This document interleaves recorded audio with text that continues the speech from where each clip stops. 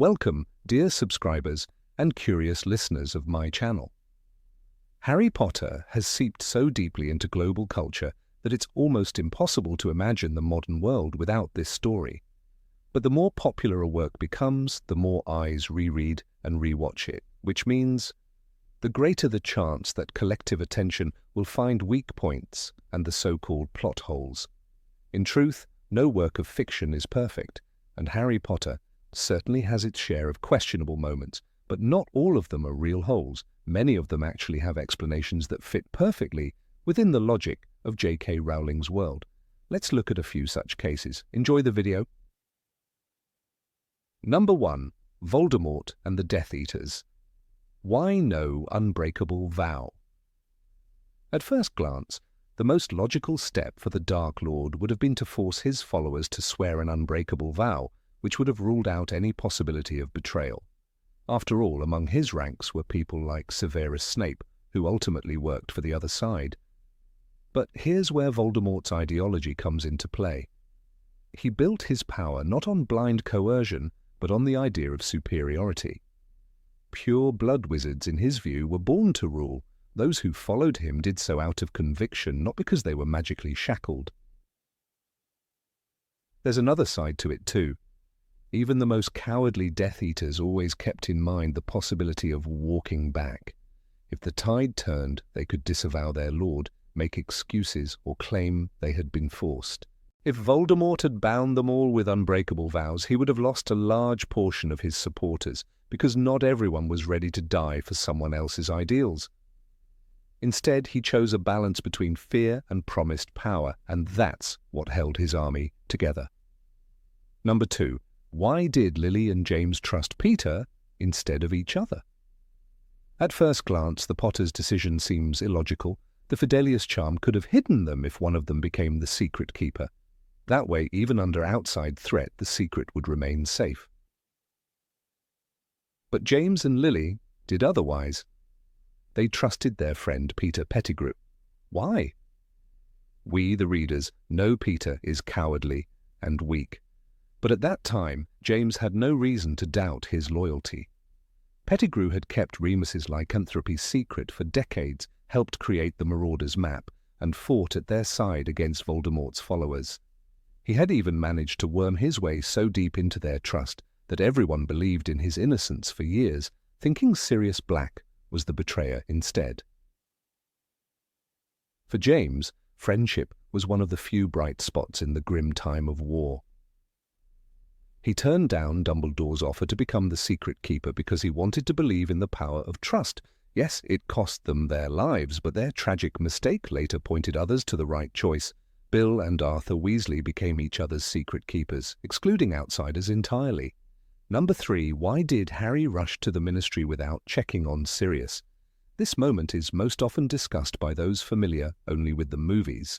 In the film version, it really does look like Harry just dashes headlong to rescue his godfather without even trying to verify the vision. But in the book, things play out differently. Harry actually tried to check. For that, he needed Umbridge's fireplace, the only one connected safely to Grimmauld Place. He managed to gain access and used it. "Where's Sirius, creature?" Harry demanded. "Master is not here, Harry Potter," the elf replied with a choking laugh. And that was it. Harry received confirmation that Sirius wasn't home, even though he wasn't supposed to leave headquarters at all. Combined with the terrifying vision and creature's words, Harry had no doubts left. He had been outplayed by forces that knew his weaknesses better than he did himself. Number 4. Why didn't Voldemort take off Harry's glasses? It seems obvious. The boy has poor eyesight, and without his glasses, he's an easy target. Knock them off during a duel and victory is assured. But it's not that simple. First, Harry, though nearsighted, could still make out shapes and movements. He wouldn't have been completely helpless. Second, the psychological factor was far more important. Voldemort was aiming for a public victory. He needed to prove that the boy who lived was nothing compared to the Dark Lord. "You see for yourselves, it was foolish to think this boy could ever have been stronger than me," Voldemort declared. "But I want no more mistakes. I shall give him his chance." Harry's glasses were symbolic. Defeating him fairly face to face meant destroying the legend, showing that no magical protection stood behind him. For Voldemort, that was far more valuable than any cheap trick. Number 5. Why did Dumbledore trust Snape? When Snape fell to his knees in Dumbledore's office and begged him to protect Lily Potter, everything changed. Here was a man who had once served Voldemort, now willing to betray his master because of love. For Dumbledore, this was not weakness, but proof of something deeper. "You disgust me," Dumbledore told him coldly when Snape asked for Lily alone to be spared. But when Snape swore to protect her son after her death, Dumbledore recognized a force Voldemort could never understand. Love had broken Snape's loyalty to the dark Lord, and that was reason enough to trust him. Snape bound himself further with an unbreakable vow to protect Harry, a magical contract that meant death if broken. No spy could fake that kind of bond. And Dumbledore also saw what few others could: Snape's guilt. Every action Snape took was driven by the knowledge that his choices had led to Lily's death. That guilt chained him more tightly than any curse. Dumbledore trusted Snape not because he was flawless, but because his heart was scarred in a way Voldemort could never heal. In that scar lay his loyalty. Number 6. Why wasn't the Time Turner used against Voldemort? The Time Turner seemed like a weapon that could change everything, but it was never meant for war. Even Hermione, who used it in Prisoner of Azkaban, was warned by Professor McGonagall that meddling with the past was dangerous. One wrong move could unravel entire lives. When Harry and Hermione rescued Sirius and Buckbeak, they followed Dumbledore's exact instructions, careful not to be seen. It worked only because the loop was already part of time itself. Trying to rewrite history to stop Voldemort would not have created victory. It would have torn reality apart. By the time the Second War began, the option was gone anyway. In Order of the Phoenix, when the Death Eaters battled the Order in the Department of Mysteries, every Time Turner was destroyed in the chaos. All the Time Turners were smashed, Rowling later explained. Even if they had survived, Voldemort was no ordinary enemy. He studied the deepest, darkest forms of magic and would have sensed any attempt to outwit him with time. The Time Turner was a fragile school tool, not a weapon. Against the Dark Lord, it would have been useless. Number 7. Why didn't Fawkes save Dumbledore? When Fawkes swallowed the killing curse in the Ministry Atrium, it was an act of desperate protection. Voldemort's spell would have struck Dumbledore down, and the Phoenix intervened, dying in a burst of flames before being reborn. It was a rare moment when the bond between master and creature became visible, but that night on the Astronomy Tower the situation was different. Dumbledore already carried death inside him. The cursed ring had left him fatally wounded, and every breath was borrowed time. Dumbledore had arranged his end with Severus Snape long before the tower scene. He asked Snape to be the one to cast the curse, knowing Draco Malfoy was not ready to commit murder. "Severus, please," were his final words, not a plea for life, but a request to complete their plan. Fawkes could not intervene without betraying his master's will. The Phoenix's role was not to defy Dumbledore, but to honor him. And so, when the spell was cast, Fawkes did not catch it in his beak. Instead, his lament rose over the castle. And the music was like nothing Harry had ever heard before, the book says, describing the haunting song that filled the night. It was not a song of rage or protest, but of mourning and acceptance. The Phoenix could save Dumbledore's body once, but not his destiny. On the tower, his master chose death, and the bird gave him the only gift left, a final hymn of farewell. Number 8. Why didn't Harry use a broom in the maze? The third task was never meant to be a race. It was a test of courage and endurance, and the maze itself was alive with enchantments. The towering hedges shifted and closed, swallowing paths whole. The sky above was bewitched, so that no one inside could even see the stars. As the book describes, the towering hedges now made the maze look like vast living walls blocking out the starlight. Even if Harry had tried to summon his firebolt, there was nowhere to fly. The magic of the maze turned the open air into a trap of illusions. Rowling also makes it clear that the champions were forced to walk. When Harry raised his wand to clear the mist, or when he fought the blast-ended Scroot, the ground itself became part of the challenge. No broom could have carried him over a giant spider waiting in the dark, or through the enchanted mist that made him forget which way was up. As Dumbledore explained before the task, every obstacle was there to be faced, not avoided. The point was not to escape the maze, but to conquer it. And in the end, the Triwizard Cup itself was protected by the very rules of the tournament. It would not have appeared to someone who tried to bypass the trials. Harry won not because he had a broom, but because he showed fairness and bravery when he helped Cedric. The maze was designed to test hearts, not speed. A broomstick would have been useless against walls that moved, skies that lied, and magic that demanded a choice. Number 9. Why didn't Harry become a ghost like nearly headless Nick? When Harry walked into the Forbidden Forest and let Voldemort strike him, he did not cling to life. He accepted death. That single choice separated him from the ghosts that wandered Hogwarts. Nearly headless Nick had once admitted the truth. I was afraid of death. I chose to remain behind. I am neither here nor there. His words made it clear that ghosts were not a natural continuation of life, but fragments bound by fear. Harry's heart was different. He walked to his death for Ron, Hermione, Ginny, and everyone else still fighting. He did not beg for more time. He did not resist. When he met Dumbledore in the vision of King's Cross, he did not cry to stay alive. Instead, he asked, "Is this real? Or has this been happening inside my head?" And received the gentle answer, "Of course it is happening inside your head, Harry. But why on earth should that mean that it is not real?" This was not the voice of someone desperate to linger. It was the voice of someone ready to move forward. There was also the fragment of Voldemort's soul inside him. The killing curse destroyed that piece, not Harry himself.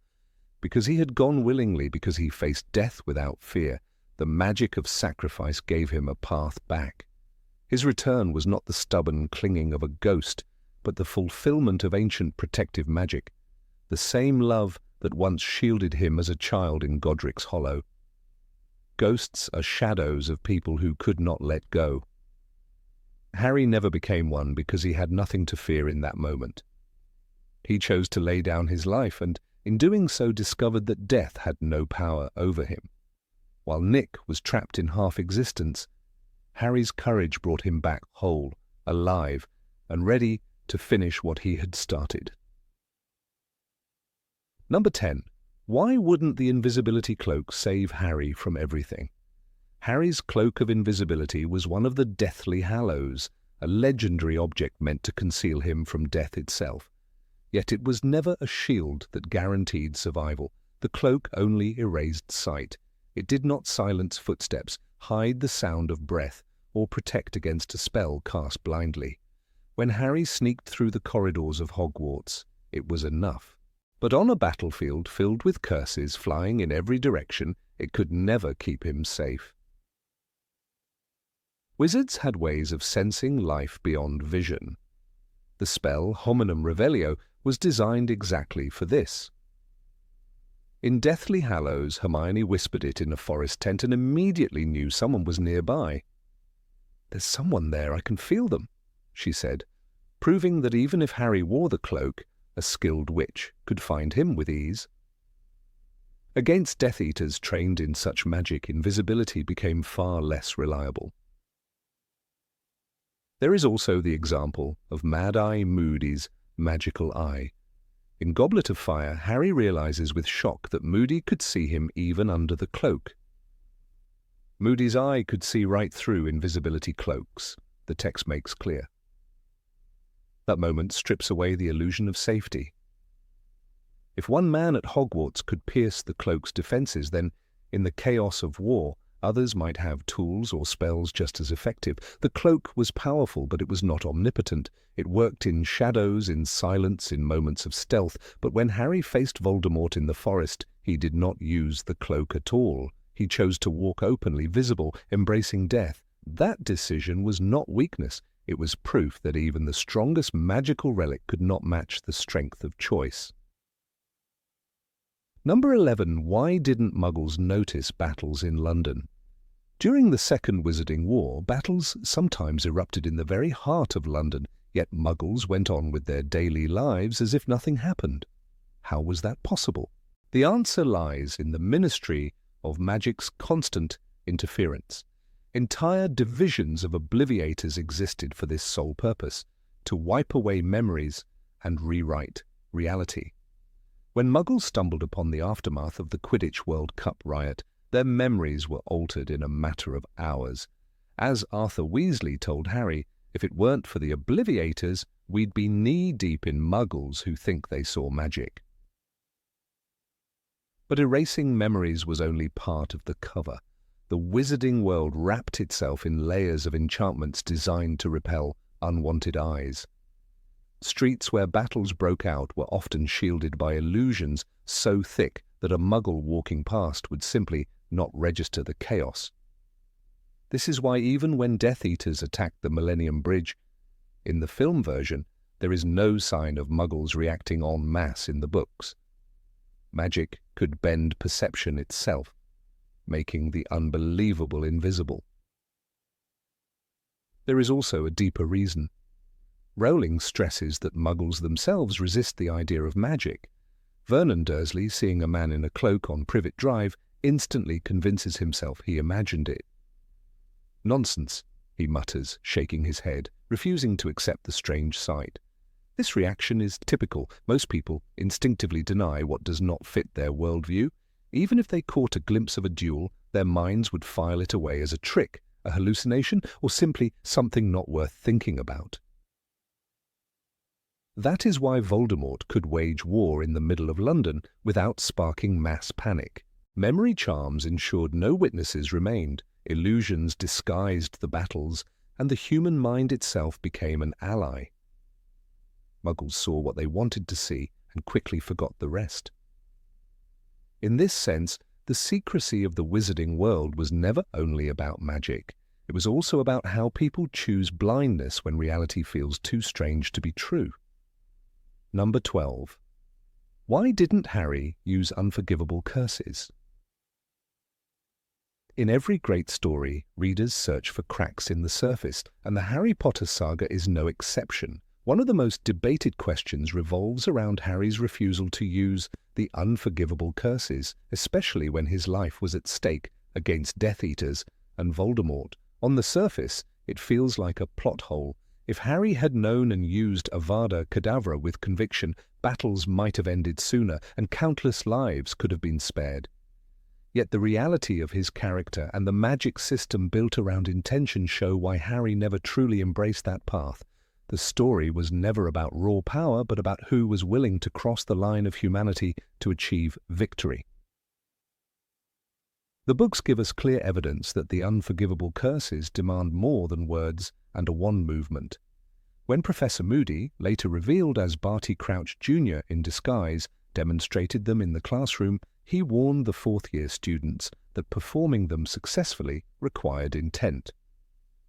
"You've got to mean them," he told them in Goblet of Fire. This was no casual remark. It defined the moral and emotional foundation of these curses.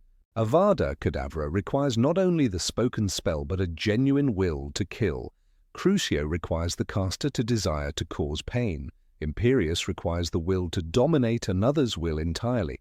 Harry, shaped by his compassion and sense of justice, never possessed the emotional cruelty to wield them effectively.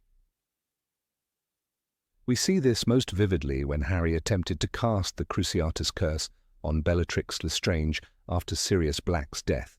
Fueled by grief and rage, he shouted "Crucio" in the Ministry of Magic. Yet Bellatrix laughed at him and taunted that he would need to really mean it. This moment is crucial because it exposes the difference between Harry and the Death Eaters. Bellatrix, who revelled in torture, recognized that Harry's attempt lacked the venom of hatred. For readers, this felt frustrating.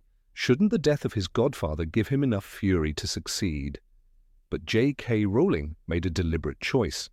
Harry was not, and never could be, someone who tortured for the sake of cruelty. His love for Sirius was genuine, but it was not the same as a sadistic desire to inflict pain. A similar scene occurs later in Deathly Hallows when Harry successfully casts the Cruciatus Curse on Amicus Carrow after the Carrow spits in Professor McGonagall's face. This time, Harry's fury is rooted not only in his disgust, but in his instinct to protect and avenge someone he respected deeply. The spell works more effectively here, showing that Harry could channel righteous anger, but even then it was not his default. He did not seek it. He only reached for it when provoked by the violation of someone else's dignity. Unlike Bellatrix or Voldemort, Harry did not walk through life searching for opportunities to humiliate or dominate others. When readers question why Harry never used Avada Kedavra in battle, the explanation becomes even more compelling. Killing requires an abandonment of conscience, something Harry never surrendered. Throughout the series, Dumbledore repeatedly emphasized that it is our choices, Harry, that show what we truly are, far more than our abilities. That line from Chamber of Secrets captures the essence of why Harry did not use forbidden magic. His restraint was not weakness, it was choice. Voldemort's entire philosophy was that power defined worth. Harry's counter-philosophy was that worth came from loyalty, compassion, and courage. By refusing to kill, Harry symbolically rejected Voldemort's worldview. There is also the symbolic weight of Harry's wand and the spells he favoured. His most iconic spell was Expelliarmus, the disarming charm. While some fans mocked this choice, even characters within the book referred to it as Harry's signature. In Deathly Hallows, when Lupin chastises Harry for disarming instead of stunning during the escape from Privet Drive, Harry retorts, "Expelliarmus saved me from Voldemort once." That was true. In Goblet of Fire, during the graveyard duel, Harry's Expelliarmus collided with Voldemort's Avada Kedavra, producing the priori incantatum effect that saved his life. For Harry, this spell represented his essence, winning not by killing, but by disarming. That choice was not cowardice, but strength of identity. The deeper logic lies in the magical laws of intention. Avada Kedavra is not just words. It requires the caster to embrace killing as an act of will. Even when Harry fought Voldemort directly in the final battle, he never considered using it. Instead, he relied on Expelliarmus once again, in front of the entire Great Hall. "Expelliarmus!" he cried, and Voldemort's killing curse rebounded on him. This moment was not merely a duel of spells, but a duel of philosophies. Voldemort's insistence on destruction met Harry's insistence on defense, and it was Voldemort who fell. The boy who lived proved that survival and victory could come through rejecting murder, even when it was the easier path. The narrative also shows how Harry's power came not from forbidden knowledge, but from his capacity to inspire and unite others. The Death Eaters were bound together by fear and shared cruelty, but Harry's allies fought beside him out of love, loyalty, and belief in his cause. Imagine if Harry had started casting Avada Kedavra recklessly. The entire moral foundation of the Order of the Phoenix would have fractured. His friends, Hermione, Ron, Neville, Luna, fought for a better world, not to replicate Voldemort's methods. By refusing to kill, Harry remained the moral center, the one who gave others courage. His restraint preserved not just his soul, but the unity of his side. Number 13. Why wasn't Muggle weaponry used against Voldemort? The idea that the magical world could have easily solved the conflict with Voldemort through the use of Muggle weaponry has been raised countless times by readers. After all, if ordinary armies possess tanks, missiles, and automatic weapons capable of leveling buildings and destroying cities, why did wizards not consider unleashing such force against the Death Eaters? Yet the answer lies not in oversight or naivety, but in the logic of Rowling's universe.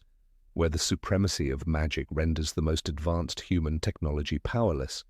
One only needs to look at the way shields and charms worked in battle to see how fragile a bullet or rocket would be when faced with true sorcery. Consider the spell Protego, which Harry himself used multiple times during duels. In Harry Potter and the Order of the Phoenix, during the fight at the Department of Mysteries, he threw up the shield against stunning spells and curses from Bellatrix and Dolohov. If a hastily cast defensive charm by a 16-year-old student could block deadly magical energy, what chance would a bullet have? A simple flick of a wand could repel a bullet just as easily, perhaps even turning it back on the shooter. The Ministry of Magic had centuries to perfect such enchantments. For the Aurors it would be second nature. Even Muggle bombs, with their raw, destructive force, could be neutralized with containment charms or redirected with a single vanishing spell. In that sense, firearms and explosives would have been as ineffective against Death Eaters as a catapult against a dragon. The Death Eaters themselves demonstrated how technology could be undone in an instant. In Harry Potter and the Half-Blood Prince, when they infiltrated Hogwarts, their entrance was not through brute force, but through cunning and magic, bypassing walls, barriers, and protections. A Death Eater could simply disapparate out of the range of conventional weapons, or, better yet, use apparition to attack from behind enemy lines without being seen. Imagine a squad of soldiers with rifles attempting to hold their ground, only to discover their enemies materializing in their midst and casting the killing curse. In such chaos, no amount of bullets would matter. The battlefields of Voldemort's war were defined by surprise and invisibility, not open warfare. The concealment of the magical world also made cooperation with Muggle armies impossible. In Harry Potter and the Goblet of Fire, after the Quidditch World Cup was attacked by Death Eaters, the Ministry worked frantically to obliviate Muggles who had witnessed the dark mark in the sky. This obsessive need for secrecy meant that introducing tanks or fighter jets into wizarding territory would have been political suicide. Cornelius Fudge and later Rufus Scrimgeour could not risk exposing the wizarding world to Muggle governments. The statute of secrecy was absolute. Breaking it would have undermined centuries of protection. The war against Voldemort was fought in shadows and in hidden places. Godric's Hollow, Malfoy Manor, the Forbidden Forest, locations where Muggle authorities would never be allowed entry. Furthermore, Muggle machines themselves were not immune to direct magical interference. A simple Confundus charm could render a squad of soldiers bewildered, unable to recognize friend from foe. Arthur Weasley's fascination with Muggle artifacts demonstrates how fragile they were when exposed to magic. In Harry Potter and the Chamber of Secrets, Ron's wand accidentally hexed their flying car into a wild frenzy, showing how easily magic could disrupt machinery. Now imagine a jet fighter rendered useless mid-air because a Death Eater muttered finite incantatum at its engines, or a tank turning its turret against its own allies under the influence of the Imperius. In this way, the battlefield would not be dominated by bullets, but by enchantments corrupting the very weapons designed to fight. Even Voldemort himself provides proof of why Muggle weapons were irrelevant. His resurrection in Harry Potter and the Goblet of Fire was accompanied by protections that ensured he could not be killed by ordinary means. He tells his followers, "I was ripped from my body, I was less than spirit, less than the meanest ghost, but still, I was alive." Such a being could not have been destroyed by a bullet, nor by a missile. Voldemort anchored his soul to horcruxes, objects hidden across Britain, each one requiring powerful magic to find and destroy. Without knowledge of these horcruxes, even an entire army of Muggles could have fired upon him endlessly, only for him to return time and again. The problem was never physical firepower. It was the necessity of unraveling dark magic. The Death Eaters also wielded psychological weapons that no Muggle could counter. The very presence of Dementors, creatures that sucked hope and happiness from their victims, would shatter the morale of any platoon. Soldiers armed with rifles but without Patronus charms would collapse into despair long before they pulled a trigger. In Harry Potter and the Prisoner of Azkaban, Harry describes the feeling of their approach. It was as though all the happiness had gone from the world. That atmosphere alone would cripple a Muggle army. Only wizards trained in the Patronus charm could resist. The notion of secrecy also created a paradox. If the Ministry had attempted to use Muggle weaponry, it would have meant confessing their existence to Muggle leaders. But who among the non-magical would have believed it? When Vernon Dursley saw letters from Hogwarts, he dismissed them as nonsense. Even the Prime Minister of Britain, when visited by Cornelius Fudge in Harry Potter and the Half-Blood Prince, was bewildered and overwhelmed by the revelation of the magical world. For governments already burdened with their own crises, the idea of invisible armies and killing curses would have sounded absurd. The Muggle world was simply not prepared to fight a war they could not even perceive. Number 14. Why didn't Voldemort destroy Hogwarts immediately? Voldemort's failure to simply destroy Hogwarts outright has long been considered one of the most obvious inconsistencies in the Harry Potter saga. After all, the school produced his greatest enemies, Dumbledore, the Marauders, Harry himself, and countless witches and wizards who joined the Order of the Phoenix. Yet the castle remained standing, its towers piercing the sky, even in the darkest years of the Second Wizarding War. At first glance, this appears to be a plot hole, a failure of logic. But when one studies the magical, symbolic, and psychological context, the reason becomes far more nuanced than mere oversight. Hogwarts was not just a building, it was the joint creation of four of the most powerful witches and wizards of medieval Europe: Godric Gryffindor, Salazar Slytherin, Rowena Ravenclaw, and Helga Hufflepuff. Their enchantments were layered like the stonework itself, generation upon generation, reinforcing the castle's protections. Dumbledore once said, "You will find that I will only truly have left this school when none here are loyal to me." Order of the Phoenix. His words were not merely about loyalty, but about the essence of Hogwarts itself. It was bound to its defenders. Voldemort knew that attacking such a fortress directly would cost him dearly, for the wards and enchantments would respond violently to an all-out assault.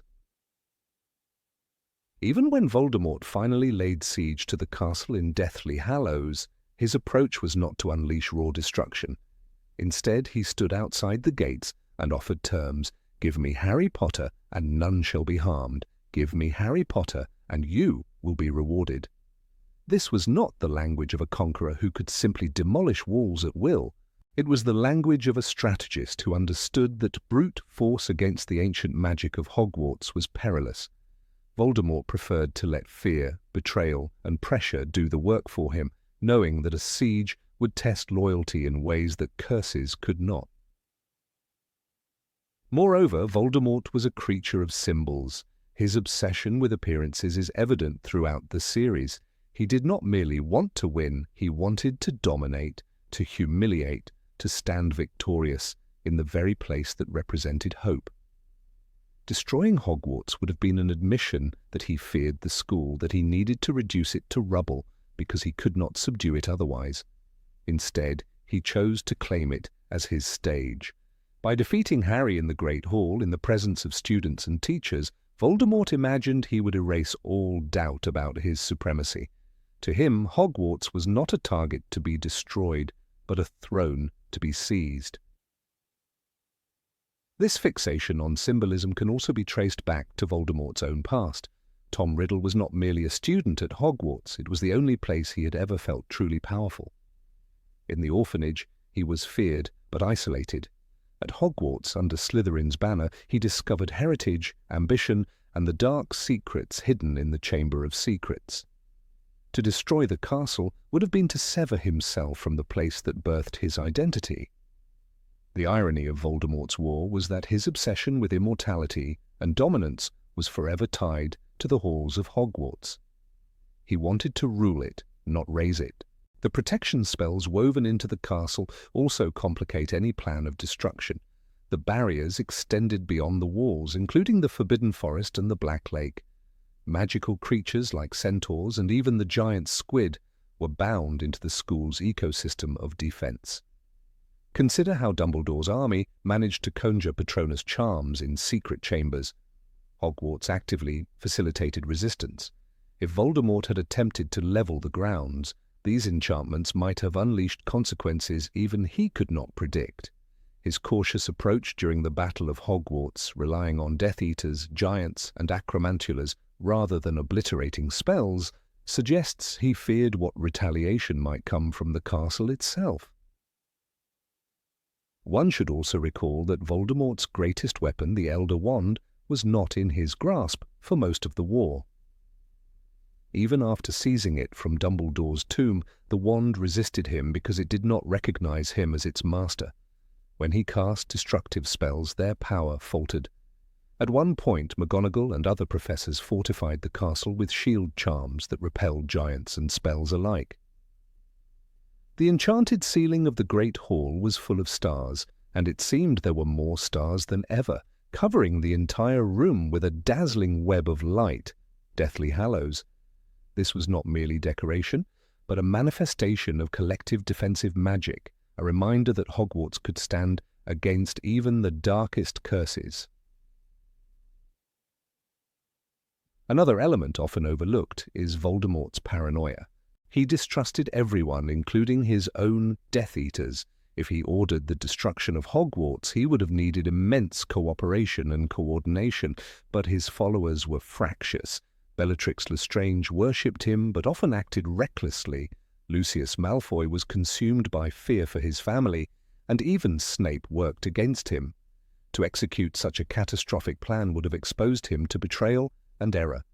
Voldemort preferred control, and a drawn-out siege allowed him to monitor loyalty rather than risk chaos in a moment of total assault. Furthermore, Voldemort was still tethered to prophecy. Neither can live while the other survives. His obsession with Harry Potter defined his actions. Destroying Hogwarts prematurely might have killed Harry, but it also risked undermining the prophecy's terms. Voldemort's twisted logic demanded that he be the one to kill Harry directly, publicly, and decisively. Thus, the castle became an arena. The war was not just about domination, it was about destiny. By sparing Hogwarts until Harry was delivered to him, Voldemort ensured that the prophecy would play out on his terms, or so he believed. Number 15. Why didn't Voldemort realize Harry was a horcrux? Harry Potter stood as the only living horcrux, and this fact alone puzzled generations of readers who devoured J.K. Rowling's novels. The most common question that surfaces is why Lord Voldemort, a wizard of such immense dark power and sensitivity to magic, failed to recognize that a fragment of his own soul was hidden inside Harry. At first glance, this seems like one of the most glaring plot holes in the series. Yet, when one looks deeper into both the mechanics of Horcrux magic and Voldemort's own personality, the explanation emerges with surprising clarity. It is not the absence of logic that hides the answer, but the very nature of Voldemort's fractured soul and his arrogant inability to see what he did not wish to see. The first and most important fact is that Voldemort's soul had been divided into too many pieces. By the time he attempted to kill the infant Harry in Godric's Hollow, he had already created 6 Horcruxes: Tom Riddle's diary, Marvolo Gaunt's ring, Helga Hufflepuff's cup, Salazar Slytherin's locket, Rowena Ravenclaw's diadem, and Nagini the snake. The killing curse backfired, and in the chaos of his body's destruction, a shard of his unstable soul latched onto the only living thing in the room, Harry. But this accidental Horcrux was different from the others because it had not been deliberately made. It clung to Harry like a parasite, silent and hidden, unlike the Horcruxes that had been crafted with intention and with dark ritual. That hidden, parasitic quality meant that not even the creator of the Horcrux could sense it. Rowling herself gives us hints about this limitation. When Harry destroys Tom Riddle's diary in Chamber of Secrets, Voldemort shows no sign of awareness that a piece of his soul has just been obliterated. It is only later, when the ring, the locket, and the cup are destroyed, that he begins to feel a creeping sense of dread. In Deathly Hallows it is written, "And Voldemort's soul, maimed and mutilated beyond the realms of what we might call usual evil, had been diminished still further by the loss of his horcruxes." But his awareness came not from some innate connection, but rather from the results. His soul grew weaker as the artifacts vanished. If he did not notice the destruction of a horcrux until much later, it is not surprising that he failed to notice one hidden inside a child. The second explanation lies in the very purpose of horcrux magic. The enchantment surrounding these objects is built on secrecy and concealment. A horcrux is not designed to reveal itself to the world, not even to its creator. This is why Dumbledore was forced to spend years unraveling the truth, relying on deduction and evidence, not any obvious magical trace. In Half-Blood Prince, he tells Harry, "Voldemort never talked about it, not to anyone. He never confided. I think he did not even trust his Death Eaters to know the secret of his soul." If the magic is created to hide, to cloak a fragment so deeply that even others, skilled in the dark arts, cannot detect it, then Voldemort himself would be blind to the one hidden inside Harry. Still, readers often wonder if Voldemort's frequent connection to Harry's mind is proof that he should have recognized the truth. After all, in Order of the Phoenix, their mental bond grows so strong that Harry experiences visions of Voldemort's thoughts and emotions. Yet this very connection shows how partial and imperfect the bond was. What Voldemort sensed through Harry was not his own soul fragment, but Harry himself, his emotions, his fears, his pain. The fragment inside Harry was not active in the same way as the diary horcrux or Nagini. It lay dormant, surfacing only in rare moments, when Harry's emotions aligned with Voldemort's. That dormancy allowed the fragment to stay unnoticed, even by the Dark Lord. Arrogance also plays a crucial role in this puzzle. Voldemort saw Harry as insignificant, a boy who had survived by nothing more than chance. He never considered the possibility that the Chosen One might hold something so intimate as a shard of his own soul. In Goblet of Fire, when Voldemort regains his body, he mocks Harry in front of the Death Eaters. "You all know, of course, that they have called this boy my downfall. You all know that on the night I lost my powers and my body, I tried to kill him. His mother died in the attempt to save him, and unwittingly provided him with a protection I admit I had not foreseen. I could not touch the boy." Voldemort attributes Harry's survival to Lily's sacrifice, but never once considers that something of himself lives in Harry. His contempt blinds him, and his obsession with his own invincibility prevents him from seeing the truth. The irony of Voldemort's ignorance is one of Rowling's strongest narrative choices. The villain, who prided himself on being the most intelligent wizard of his age, overlooked the simplest possibility because of his hubris. Dumbledore understood this flaw well.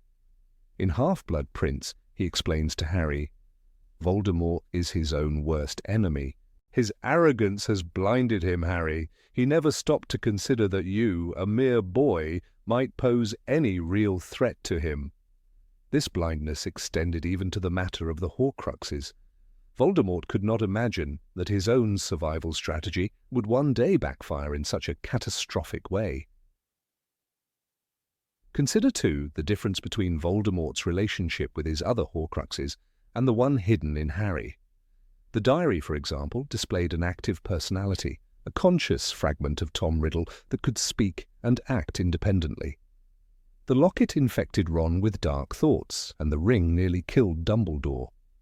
Each Horcrux interacted with the world in destructive ways, revealing its presence to those who handled it. But Harry was not consumed by the fragment. Instead, he developed unusual talents, Parseltongue, visions, and a strange link to Voldemort's emotions.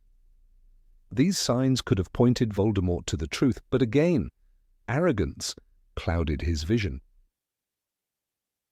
He assumed Harry had acquired these abilities accidentally, not because a piece of his own soul was embedded in the boy. There is also the simple fact that Voldemort underestimated the complexity of his own magic. He did not fully understand the consequences of splitting his soul so many times. Horcruxes were not common practice, even among the darkest wizards. As Dumbledore points out in Half-Blood Prince, to rip the soul into 7 pieces is a violation against nature that even the most evil wizards would not dare. Voldemort believed himself unique, a genius in pushing magic beyond its boundaries, but with such experimentation came unforeseen effects. The accidental Horcrux in Harry was one of those effects, and Voldemort lacked the humility to consider that his own spell could go so wildly out of control. The moment in Deathly Hallows when Voldemort kills Harry in the Forbidden Forest illustrates the depth of this irony. He believes he has destroyed the boy once and for all, yet in truth he is destroying the fragment of his own soul within Harry.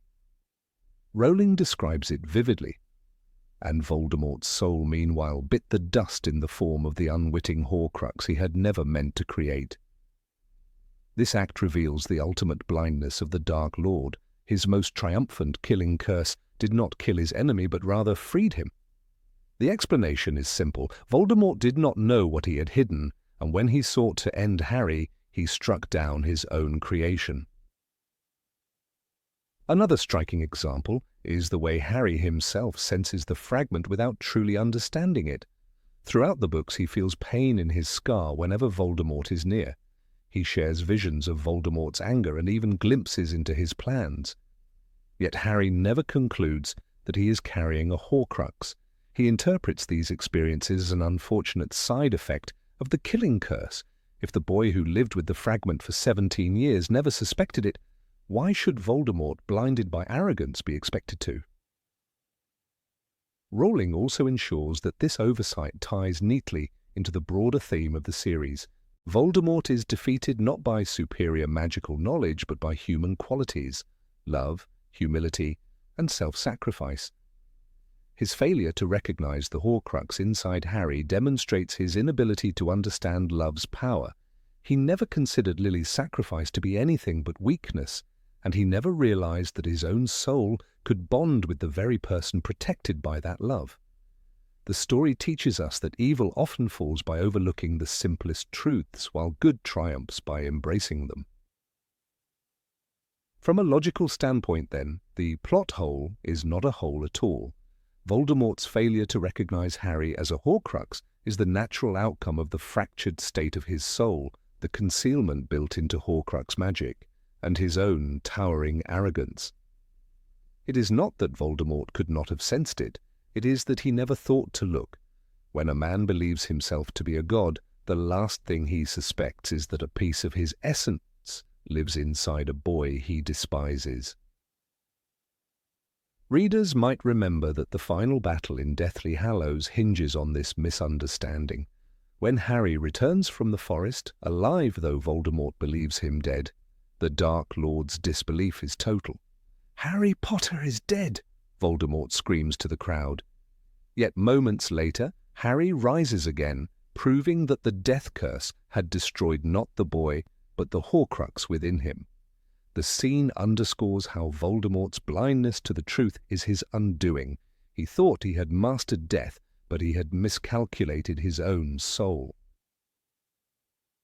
This oversight remains one of the most poetic ironies in the series. The Dark Lord, who divided his soul to avoid death, unwittingly ensured his destruction by planting part of that soul in the very person destined to destroy him. He never recognized it, never even suspected it, because the arrogance that drove him to make Horcruxes also made him incapable of humility or introspection. And so the so-called plot hole dissolves into a perfectly consistent truth. Voldemort's greatest weakness was always Voldemort himself. Number 16. Why didn't the Death Eaters use Legilimency or Pensives to test loyalty? Of all the questions fans have asked about the world of Harry Potter, few are as persistent as the supposed plot hole of why Voldemort and his Death Eaters never relied on magical tools like the Pensieve or even spells like Legilimency to expose traitors within their ranks. At first glance, this does appear to be a curious omission. Surely a Dark Lord as cunning as Voldemort, who trusted few and punished betrayal with cruelty, would have been eager to use every magical method at his disposal to verify loyalty. Yet when the matter is examined carefully, the supposed gap in logic becomes something else entirely, an opportunity to understand how memory, thought, and loyalty actually function in Rowling's universe. Voldemort, it turns out, could not rely on such magic to secure absolute obedience, because memory and thought are not as transparent or accessible as casual readers might assume. The pensieve, perhaps the most tempting artifact in this discussion, is often misunderstood. Dumbledore introduces Harry to it in Harry Potter and the Goblet of Fire, describing it as a vessel for examining thoughts and memories, allowing one to step into the scene with vivid clarity.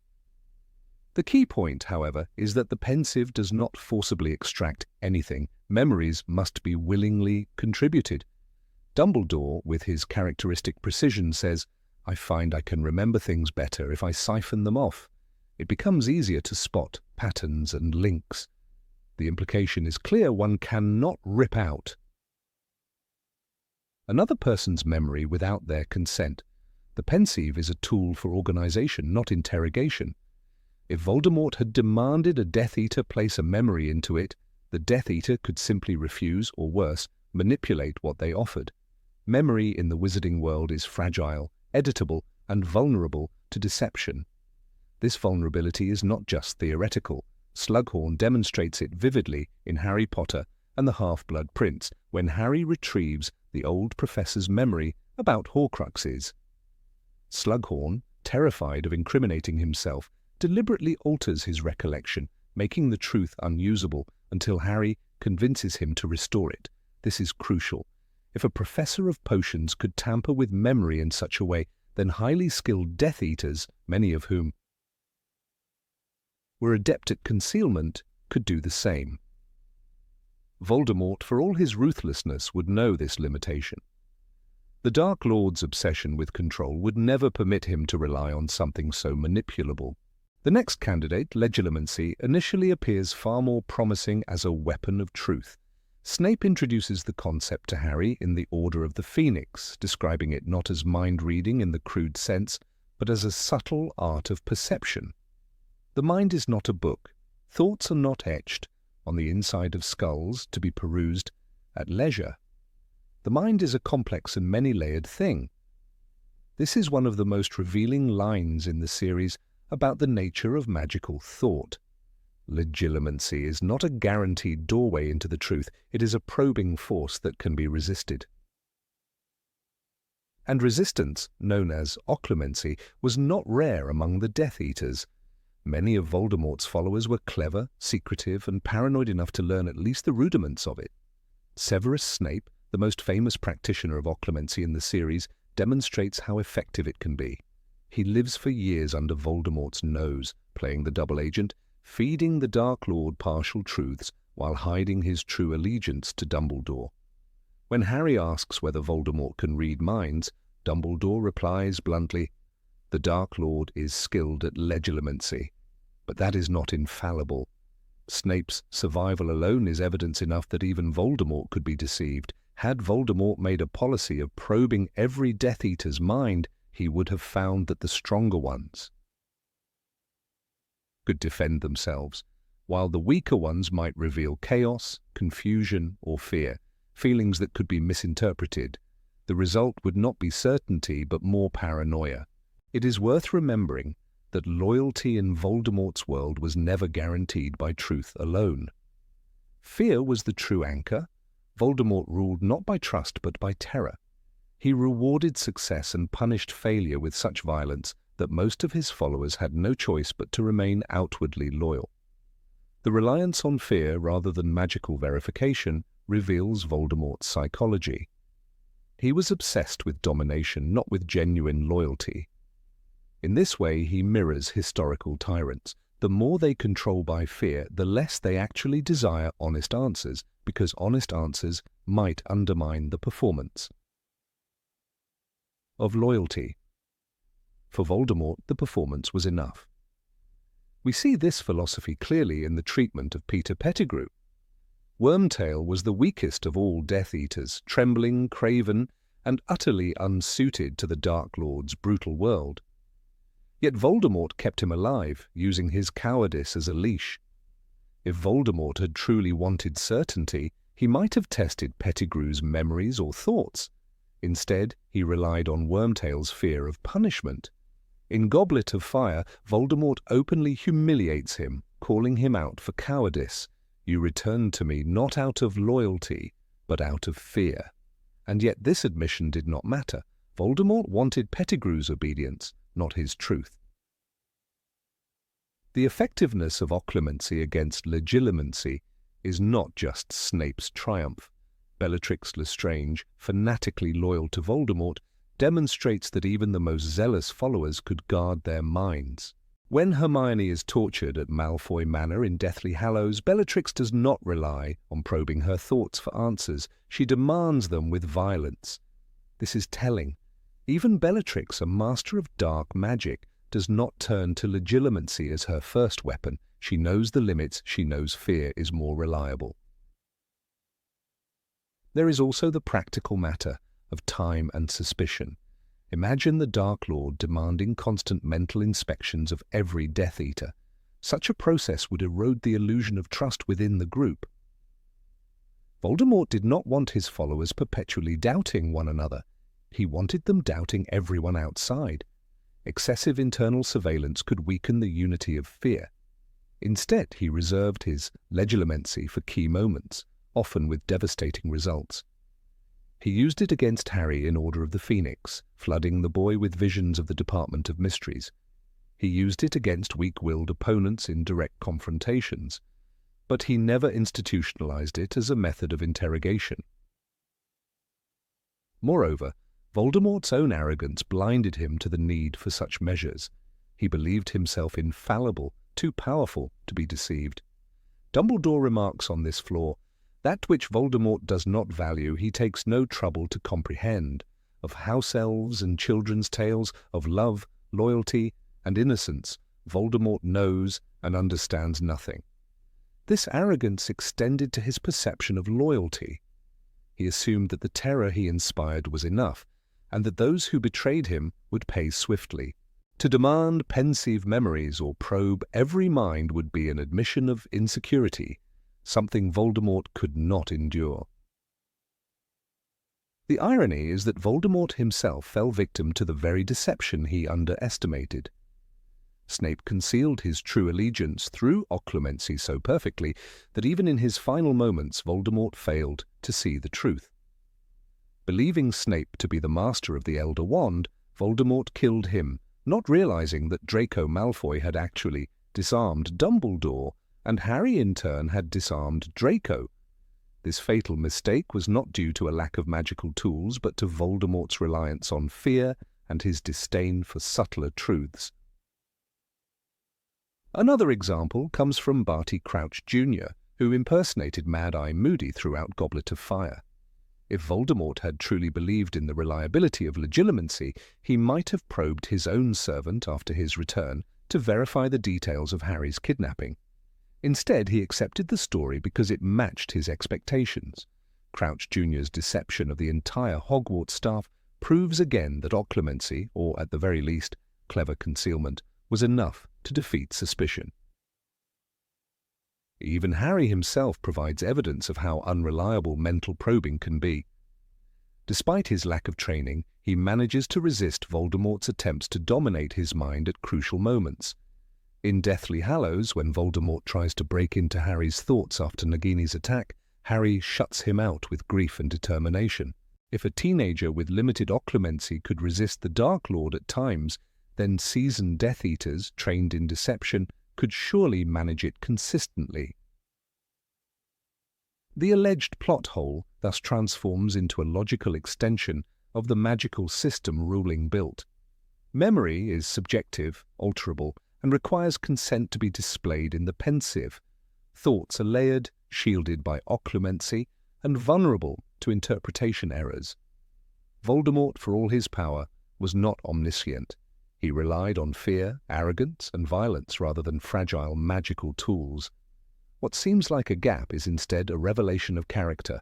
Voldemort was too blinded by his own supremacy to value the truth and too ignorant of the complexity of the human mind to demand it. Finally, it is worth noting that Rowling herself seeded this logic throughout the narrative. Every time a character confronts the nature of memory or thought, the same message emerges. Truth in the wizarding world is never simple. Memories can be faked, altered, or hidden. Minds can be defended, misread, or misunderstood. That Voldemort never demanded constant use of the pensieve or legilimency is not an oversight. It is the inevitable outcome of a magical world where the deepest truths remain elusive, even to the most powerful of wizards. Number 17. Why did Dumbledore leave Harry only vague clues? Of all the mysteries surrounding Albus Dumbledore, one of the most frequently criticized elements in the Harry Potter story is his choice to leave behind riddles and cryptic guidance instead of a straightforward plan for Harry Potter. Readers often wonder why the old wizard could not simply hand Harry a detailed list of horcruxes, instructions on how to destroy them, and a clear battle strategy. At first glance, this does appear like a glaring narrative hole. Yet when one examines both Dumbledore's personality and the circumstances of his knowledge, the logic behind his decisions becomes more coherent. The picture is not of a manipulative headmaster setting a boy up for unnecessary trials, but of a complex mentor deliberately shaping a leader through uncertainty and discovery. Dumbledore had always believed in the power of choice over predestination. In Harry Potter and the Chamber of Secrets, he tells Harry, "It is our choices, Harry, that show what we truly are, far more than our abilities." This single line reveals more about his philosophy than volumes of strategy notes could. If Dumbledore had given Harry an exact manual for destroying Voldemort, Harry's path would have been no more than a soldier carrying out orders. Instead, Dumbledore understood that leadership required not only knowledge, but also the courage to act without full certainty. To make the right choices, Harry had to wrestle with fear, doubt, and moral responsibility. By setting riddles, Dumbledore forced him into situations where his free will defined his growth.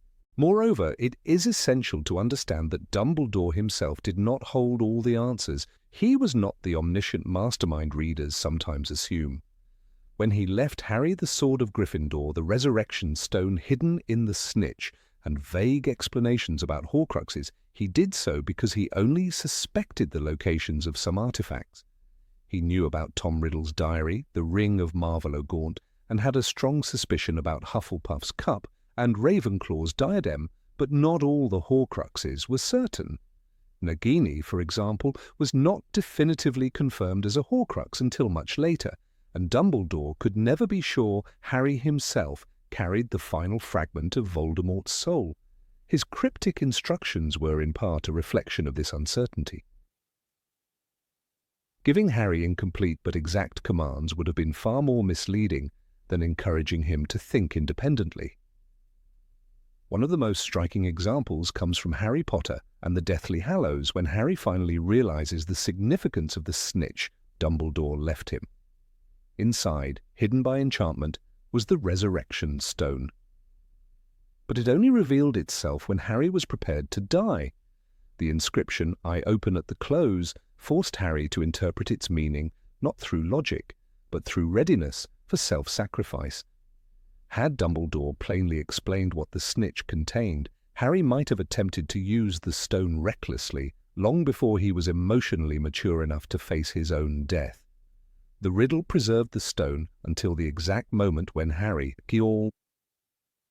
was ready. This was not negligence but foresight, a design rooted in trust for Harry's eventual growth. Critics often imagine an alternate world in which Dumbledore left a clear parchment reading, "Horcruxes are hidden in the Gaunt Shack, the Lestrange Vault, the Room of Requirement, and Nagini the Snake. Use basilisk venom or the Sword of Gryffindor to destroy them." Such a plan, however, could never have succeeded. Voldemort's world was one of secrecy, wards, and constant surveillance. Gringotts alone proved nearly impenetrable, and even Dumbledore admitted that knowledge of its enchantments was scarce.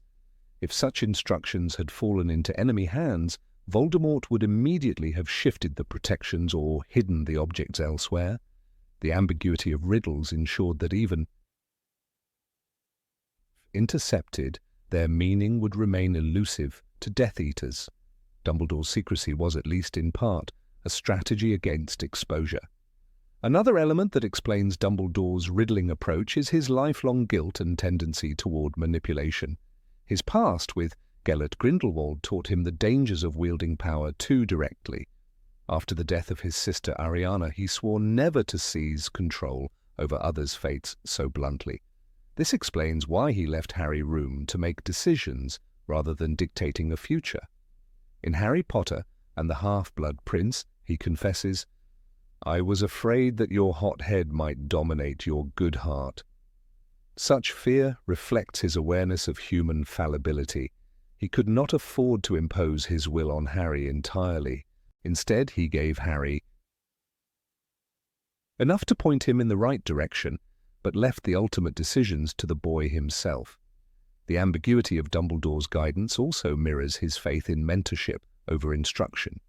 When he and Harry hunted for horcruxes during their last year together, Dumbledore did not teach through lectures, but through shared investigation. He showed Harry Voldemort's past in the pensive, forcing him to interpret motives and recognize patterns. By studying Tom Riddle's obsession with objects of significance, Harry gradually understood where to search. This investigative method mirrored a teacher guiding a pupil toward understanding rather than spoon-feeding answers. It was, in truth, a final lesson how to think like his enemy. One cannot overlook the symbolic nature of riddles in the wizarding world. The entrance to Ravenclaw Tower is guarded not by a password, but by a riddle, emphasizing the importance of wit and personal reflection. Dumbledore himself, once a Ravenclaw sympathizer, understood the pedagogical value of puzzles. To solve a riddle is to engage mind and spirit in a way a command never could. By leaving riddles behind, Dumbledore preserved not just information, but meaning. Each discovery Harry made was an act of transformation, reinforcing the central theme of growth through trial. The destruction of the Horcruxes also depended on teamwork, not solitary execution.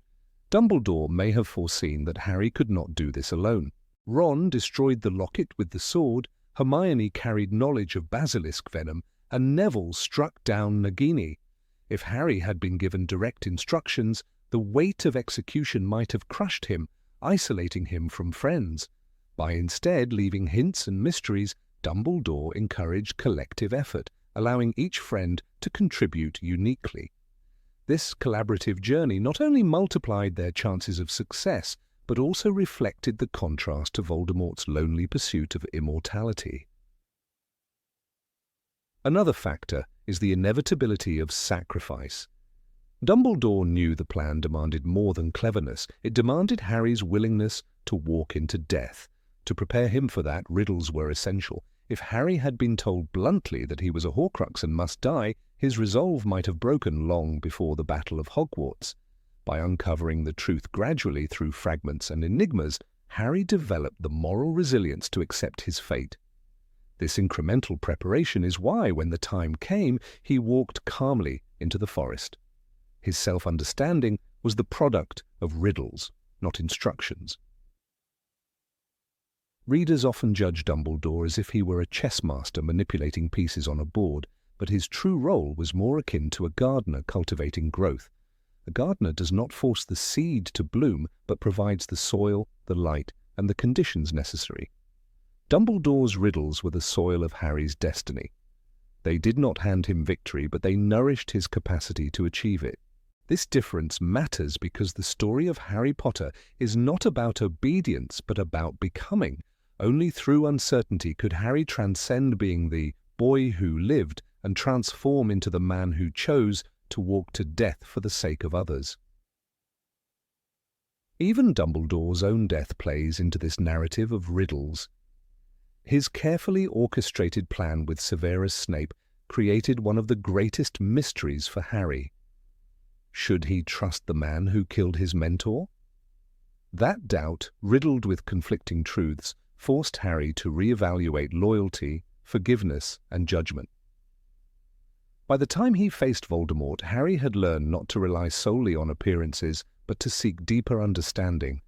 This lesson was vital, for without it he could never have trusted the dying memory of Snape that revealed the final truth.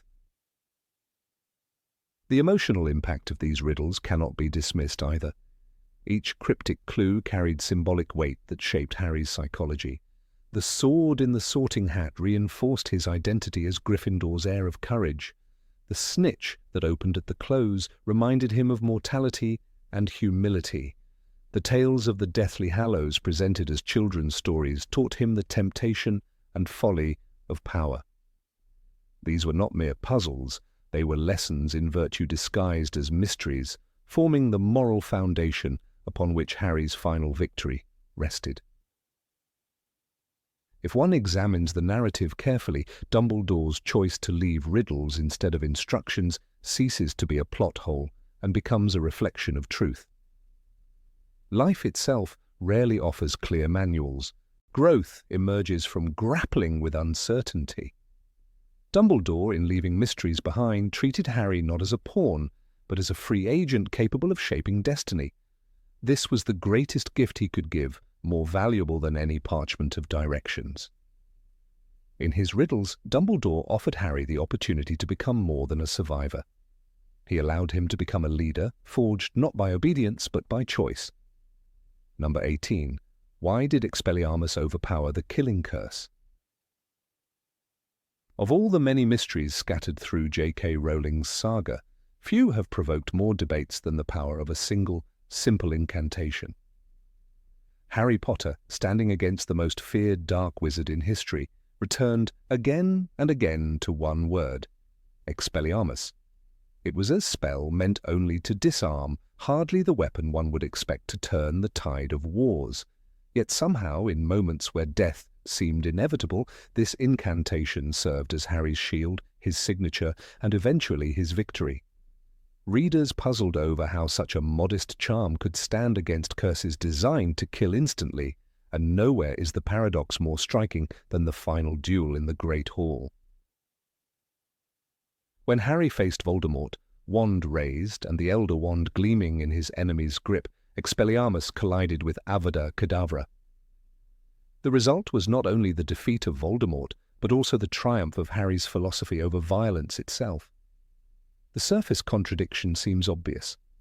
Avada Kedavra is introduced early in the series as the unforgivable curse of death. There is no counter-curse. There is no blocking it, explains Moody in Goblet of Fire. To set a disarming spell against such absolute destruction feels absurd, and yet time and time again Harry's Expelliarmus frustrates Voldemort, Death Eaters, and even hostile dueling opponents. What readers often miss is that Rowling herself provided the explanation, not in a single passage, but scattered across the story's larger web of wand lore and symbolism. The duel between Harry and Voldemort was never meant to be an even match of raw magical power. It was instead the culmination of years of enchantments, choices, and relationships between wands, cores, and owners. The earliest hint lies in the graveyard duel of Goblet of Fire. When Voldemort regains a body and forces Harry to fight him, their spells collide in a golden beam of light. Priori incantatem, Dumbledore later explains. The phenomenon occurs because the two wands share cores, the tail feathers of the same phoenix, Fawkes. It is not strength of will alone that causes their spells to connect, but the deep magical bond between these sibling wands. The beams lock, the echoes of Voldemort's victims appear, and Harry escapes. This moment teaches us the rule. When one brothers duel, ordinary magical logic breaks down. Normal rules of defense and attack no longer apply. By the time of the Battle of Hogwarts, this wand connection element reaches its climax. Voldemort is wielding the Elder Wand, the so-called Death Stick, taken from Dumbledore's tomb. But the wand's allegiance is complex, rooted not in theft or ownership, but in conquest and loyalty. When Draco Malfoy disarmed Dumbledore atop the astronomy tower, the wand's allegiance shifted to him. Later, Harry wrests Draco's Hawthorn wand from him at Malfoy Manor. This act of seizing by force establishes Harry as the true master, though he himself scarcely realizes the significance until the last confrontation. So when Voldemort casts Avada Kedavra using the Elder Wand, he is channeling power through a weapon that secretly refuses to harm its rightful owner. Rowling underscores this principle when Harry confronts Voldemort in the Great Hall. Harry tells him, "I am the true master of the Elder Wand," words that Voldemort mocks until his own spell rebounds. The narrative makes clear that the wand's choice, not the incantation itself, is decisive. This is why Expelliarmus, a spell of pure disarmament, works. Any spell Harry cast in that moment, so long as it was backed by the Elder Wand's recognition of him, would have sufficed. The dramatic irony lies in Harry remaining true to his own path. Rather than curse, torture, or kill, he chooses the spell that has always marked him. His identity as a wizard is not one of destruction, but of defense. It is also significant to consider the symbolic weight of Expelliarmus throughout the series. In Prisoner of Azkaban, Harry learns the spell from Professor Snape during dueling practice. It becomes his go-to charm, and Lupin later notes that it is very useful against any wizard. Yet for Harry, it evolves into more than a useful trick. It becomes a moral stance. He is criticized in Deathly Hallows by Lupin and others for always using Expelliarmus even against Death Eaters. They warn him that it identifies him to enemies and is dangerous. But Harry persists. He does not wish to become a killer, even in war. His spell is a choice that defines him, the opposite of Voldemort, who will always seek to destroy. The duel at the end of Deathly Hallows is often remembered as a spectacular clash of green and red light, yet the words chosen matter. Voldemort, as always, calls for death with Avada Kedavra. Harry calls only for disarmament. In that moment, the Elder Wand's loyalty tips the scale. Rowling describes it. Harry's spell, the force of his will, pulled the wand from Voldemort's hand. Voldemort was blasted backward, arms spread wide, the snake-like face whitened with shock. It is not that Expelliarmus overpowered the killing curse in raw force, but that the wand chose to obey its true master. The green curse rebounded upon its caster, ending his life. From a logical perspective, then, there is no plot hole. The spell Harry used was not powerful enough to cancel death, but it didn't need to be. The duel was decided before the words were spoken. The Elder Wand could not harm its master. Harry's Expelliarmus was the trigger, the expression of his intent, but the mechanics were already set. This resolves the apparent contradiction and reveals Rowling's deeper point, that character and loyalty matter more than brute magical strength. Still, there is beauty in the choice of Expelliarmus specifically. Imagine if Harry had used a curse of pain, or even another deadly incantation. The victory would have felt hollow, a mirror of Voldemort's own methods. Instead, Harry's win rings with poetic justice. The boy who never sought to kill ends the war without killing, while the man who feared death brings it upon himself. As Dumbledore once told him, "It is our choices, Harry, that show what we truly are, far more than our abilities." The final duel embodies this maxim. The persistence of Expelliarmus as Harry's signature move also ties into his personal history. In Chamber of Secrets, Harry defeats Draco Malfoy during a dueling club demonstration with that very spell, causing Malfoy's wand to fly into the air. In Order of the Phoenix, Harry disarms a Death Eater in the Department of Mysteries with the same charm. Each repetition builds a rhythm in the reader's mind. This is Harry's mark, his refusal to escalate. By the time he faces Voldemort, it is almost inevitable he will rely on it again. What once seemed a weakness turns out to be his defining strength. Furthermore, Rowling constructs the spell's symbolism around Harry's unique psychology. His life has been defined by loss to violence, his parents murdered, friends endangered, and his own fate bound to prophecy. Choosing Expelliarmus repeatedly reflects his rejection of the endless cycle of killing. He does not simply want to survive, he wants to stop others from repeating Voldemort's path. That the spell succeeds against Avada Kedavra is not accidental, but emblematic. It tells readers that mercy and restraint, when backed by integrity, can be stronger than any curse. This explanation also honors the larger system of wand lore Rowling built into her world. Ollivander tells Harry in the very first book, "The wand chooses the wizard." That line echoes throughout the saga. In the final battle, it is not the wizard alone who determines the outcome, but the wand's loyalty. Harry's victory is therefore both logical within the rules of the world and thematically consistent with his journey. The Elder Wand would not betray its true master, and Voldemort's ignorance of that law leads to his downfall. Some critics argue that relying on wand lore feels like a narrative trick, a deus ex machina. But when viewed carefully, the seeds are planted early and consistently.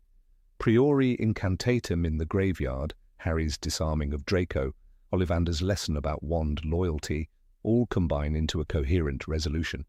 Far from being a loophole, the triumph of Expelliarmus is a deliberate thematic choice. The clash of spells in the Great Hall is thus not a matter of power, but of principle. Voldemort seeks domination through fear and violence, wielding the Elder Wand as if brute force alone could conquer destiny.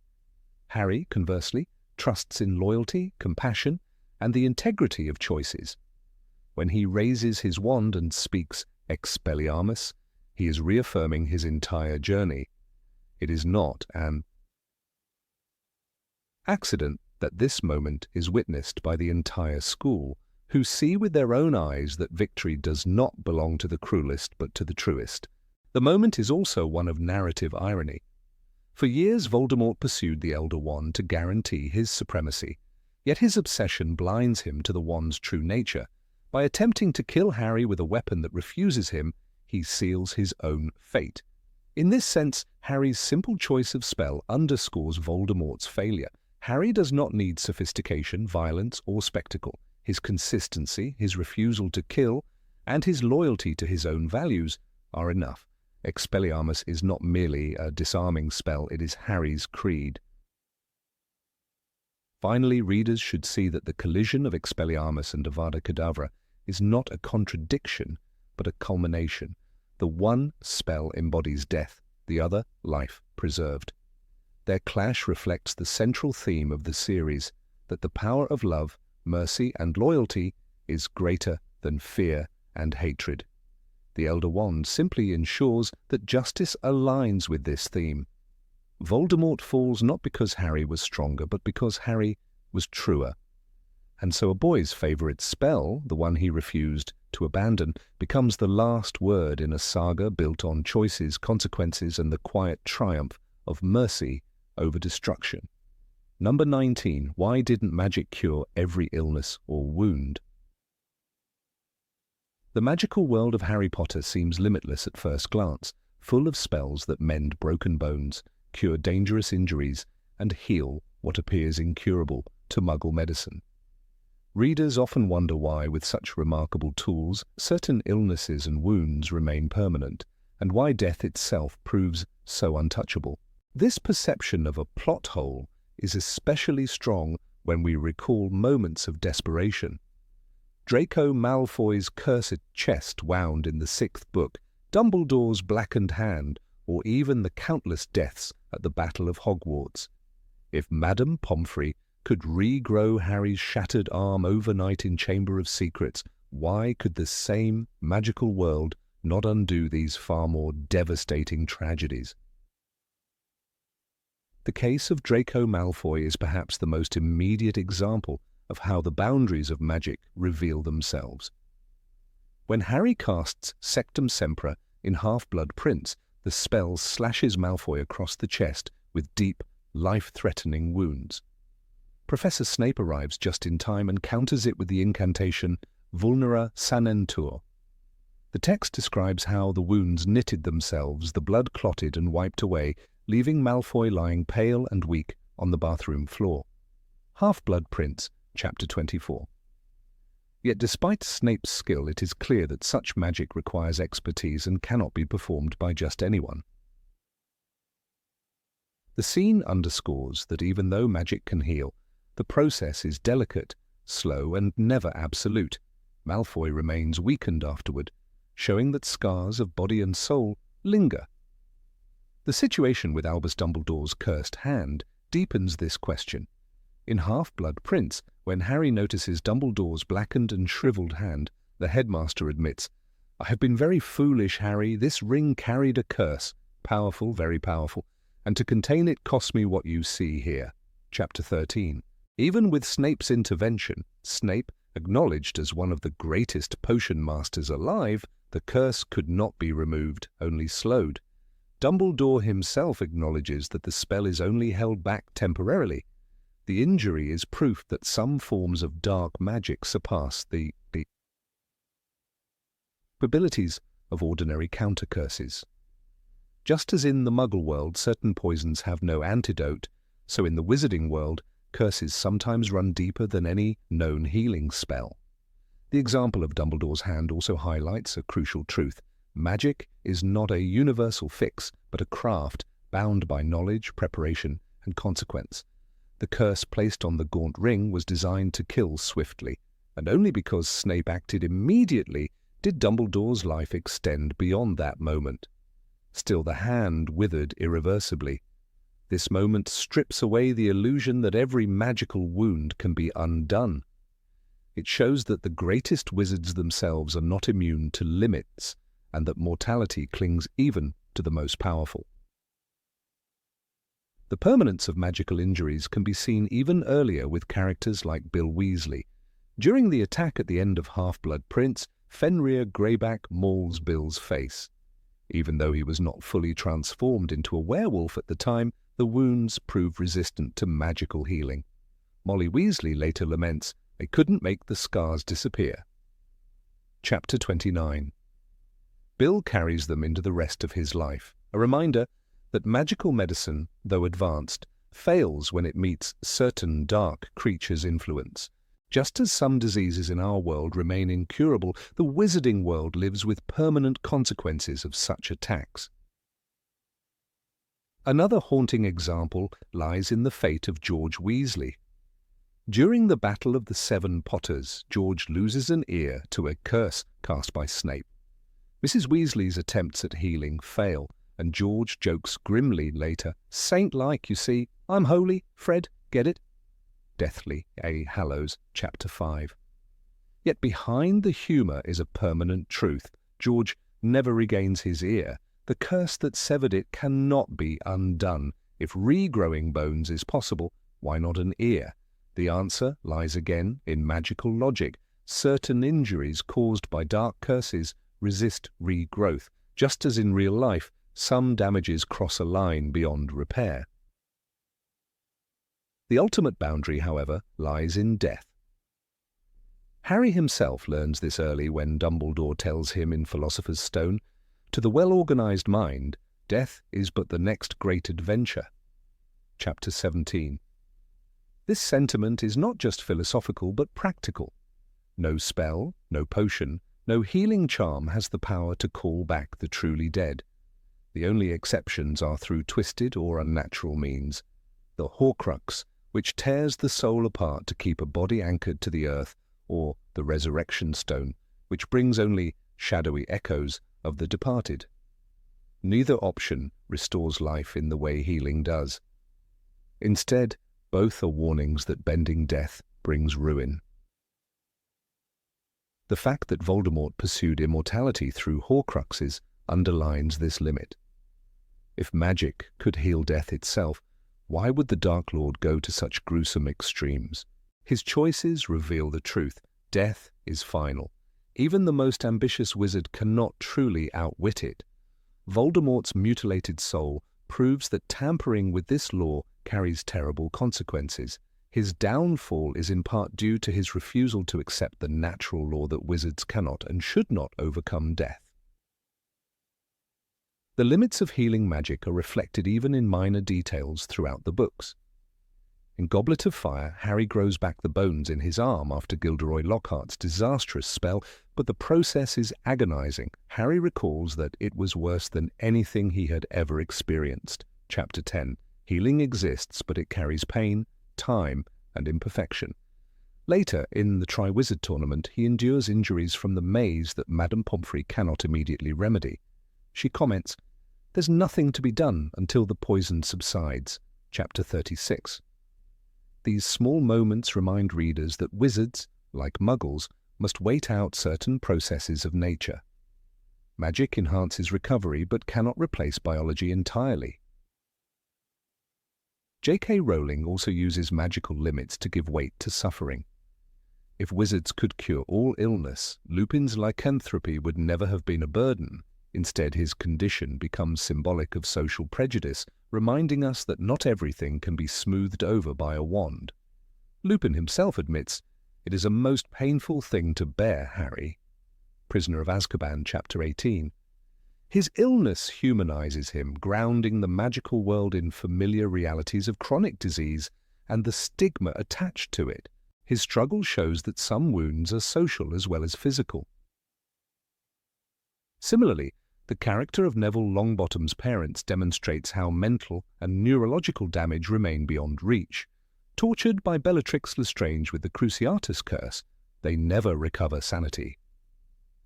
St. Mungo's Hospital becomes their permanent residence, where Neville visits faithfully. Even in a world of spells and potions, there is no cure for their broken minds. This harsh truth adds emotional depth to Neville's character and reminds readers that not all suffering is reversible. It also strengthens the narrative logic. Healing is powerful, but limited, which keeps the stakes real. The permanence of death and suffering also supports the series' thematic structure. Harry's encounters with death, his parents, Cedric Diggory, Sirius Black, Dumbledore, and countless others, carry their emotional weight precisely because magic cannot undo them. Cedric's death in Goblet of Fire is particularly stark. "Kill the spare," Chapter 32, Voldemort commands. At moments later, Cedric lies dead. The Triwizard Tournament becomes unforgettable not only because of its trials, but because death intrudes into what was meant to be a game. The loss is irreversible, and Harry's grief is genuine because no spell can erase it. This boundary elevates the Resurrection Stone as a symbol. When Harry uses it in Deathly Hallows before walking into the forest, his parents, Sirius and Lupin, appear, but they are pale shades, not flesh and blood. Rowling describes them as neither ghost nor truly flesh, less substantial than living bodies. Chapter 34. The stone does not bring them back, it simply comforts Harry for a moment. This illustrates the essential truth of magic. It can mimic, but it cannot restore. The dead remain beyond reach, and the living must face that truth. Even the hospital wing at Hogwarts, so often a place of miraculous recovery, teaches restraint. Madame Pomfrey, though endlessly capable, repeatedly admits limits. When Hermione is cursed by Antonin Dolohov in the Department of Mysteries, the healers say she will need weeks of care, not a quick fix. When Fred and George experiment with dangerous sweets and collapse with uncontrollable noses, Pomfrey scolds them but does not wave her wand to end the effects instantly. Healing remains a process, never instantaneous or omnipotent. These moments are narrative reminders that the world of Harry Potter, despite its wonders, reflects human fragility. Ultimately, the logic of these limits deepens the world's credibility. If magic could erase every tragedy, the books would lose their emotional weight. By allowing wounds to scar, diseases to persist, and death to remain permanent, Rowling ensures that her characters' struggles matter. Dumbledore's blackened hand, George's missing ear, Neville's parents' madness, and Lupin's lycanthropy remind readers that even in a magical universe, pain and mortality are unavoidable. This resonance with our own reality is what gives the series its enduring power. In the end, the supposed plot hole of why magic does not heal all injuries is no hole at all, but a carefully constructed boundary. Magic heals much, but not everything. Curses, dark creatures, and death itself mark lines that even the greatest wizards cannot cross. The wizarding world must live with scars just as we do, and it is this truth that makes Harry's victories meaningful. For if magic could erase every wound, every death, then bravery, sacrifice, and love would lose their weight. It is precisely because magic cannot solve everything that the story remains unforgettable. Number 20. Why wasn't Hogwarts closed after so many tragedies? During Harry's years at Hogwarts, one might wonder how the school was never shut down despite the alarming number of incidents. The Chamber of Secrets was opened twice, first by Tom Riddle in the 1940s, and again when Harry was 12, resulting in multiple students being petrified. A giant basilisk roamed the pipes, emerging to attack its prey within the castle walls. For any ordinary educational institution, such a crisis would have led to immediate closure. Yet Hogwarts not only survived, but continued to be held as the cornerstone of magical education. The apparent contradiction is not a hole in logic, but a reflection of the unique role the school played in wizarding society. Hogwarts was not simply a school, it was the embodiment of tradition, magic, and continuity. The Ministry of Magic understood that closing it would not prevent danger, but would instead strip the wizarding world of its greatest stronghold. The logic behind keeping Hogwarts open becomes clearer when one considers the influence of Albus Dumbledore. As headmaster, Dumbledore was widely regarded as the most powerful wizard of his age, a man even Lord Voldemort feared to confront directly. The Ministry of Magic, despite its constant interference, rarely dared to overrule him. Cornelius Fudge may have feared the political consequences of Dumbledore's power, but he also recognized the truth. The school was safer under Dumbledore's protection than outside of it. When the basilisk attacks occurred in Chamber of Secrets, Dumbledore's absence immediately worsened matters. The fear spreading through the castle was not just about the monster, but about the fact that Dumbledore had been forced to leave. As Professor McGonagall admitted, "It is only Dumbledore's presence that has kept me here this long." The very survival of the institution depended on his authority. Parents, too, made decisions through a lens that seems counterintuitive from a Muggle perspective. For them, Hogwarts was not just a place of learning, but a fortress laced with ancient enchantments. From the founding days of Godric Gryffindor and Salazar Slytherin, the castle had been imbued with magic so powerful that even Voldemort struggled to penetrate it directly. The idea of keeping children at home, scattered across Britain, made them infinitely more vulnerable. Families remembered that Death Eaters had once targeted individuals in isolation. The school, however, concentrated resources, professors, and magical wards in one location. As Harry himself reflected during Deathly Hallows, help will always be given at Hogwarts to those who ask for it. That philosophy reassured parents that their children, no matter the risks inside the school, were still in the safest place imaginable compared to the growing darkness outside. The first Triwizard Tournament in over a century illustrates this mindset. Despite its history of fatalities, the Triwizard Tournament was discontinued, Hermione explained, due to the high death toll among the competitors. The Ministry and the school still brought it back. Their reasoning was political as much as educational. It was an effort to foster unity among magical nations. The dangers were real, but the larger vision of strengthening international ties outweighed the risks. Harry's forced participation only highlighted the peril, yet the tournament was defended as a necessary display of tradition and magical cooperation.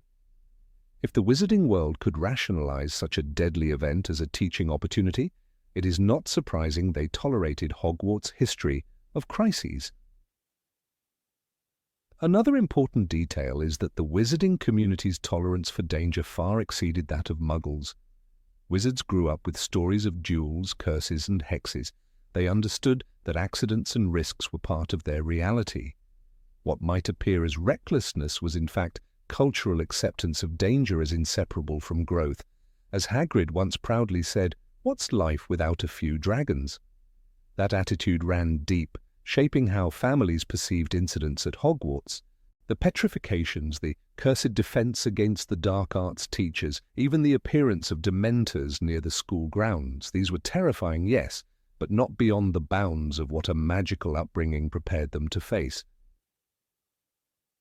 The role of secrecy also cannot be ignored. The Ministry had every reason to minimize public panic. To admit Hogwarts was unsafe would invite scrutiny into their own failures to maintain order. Closing the school would signal weakness at a time when Voldemort's shadow was returning.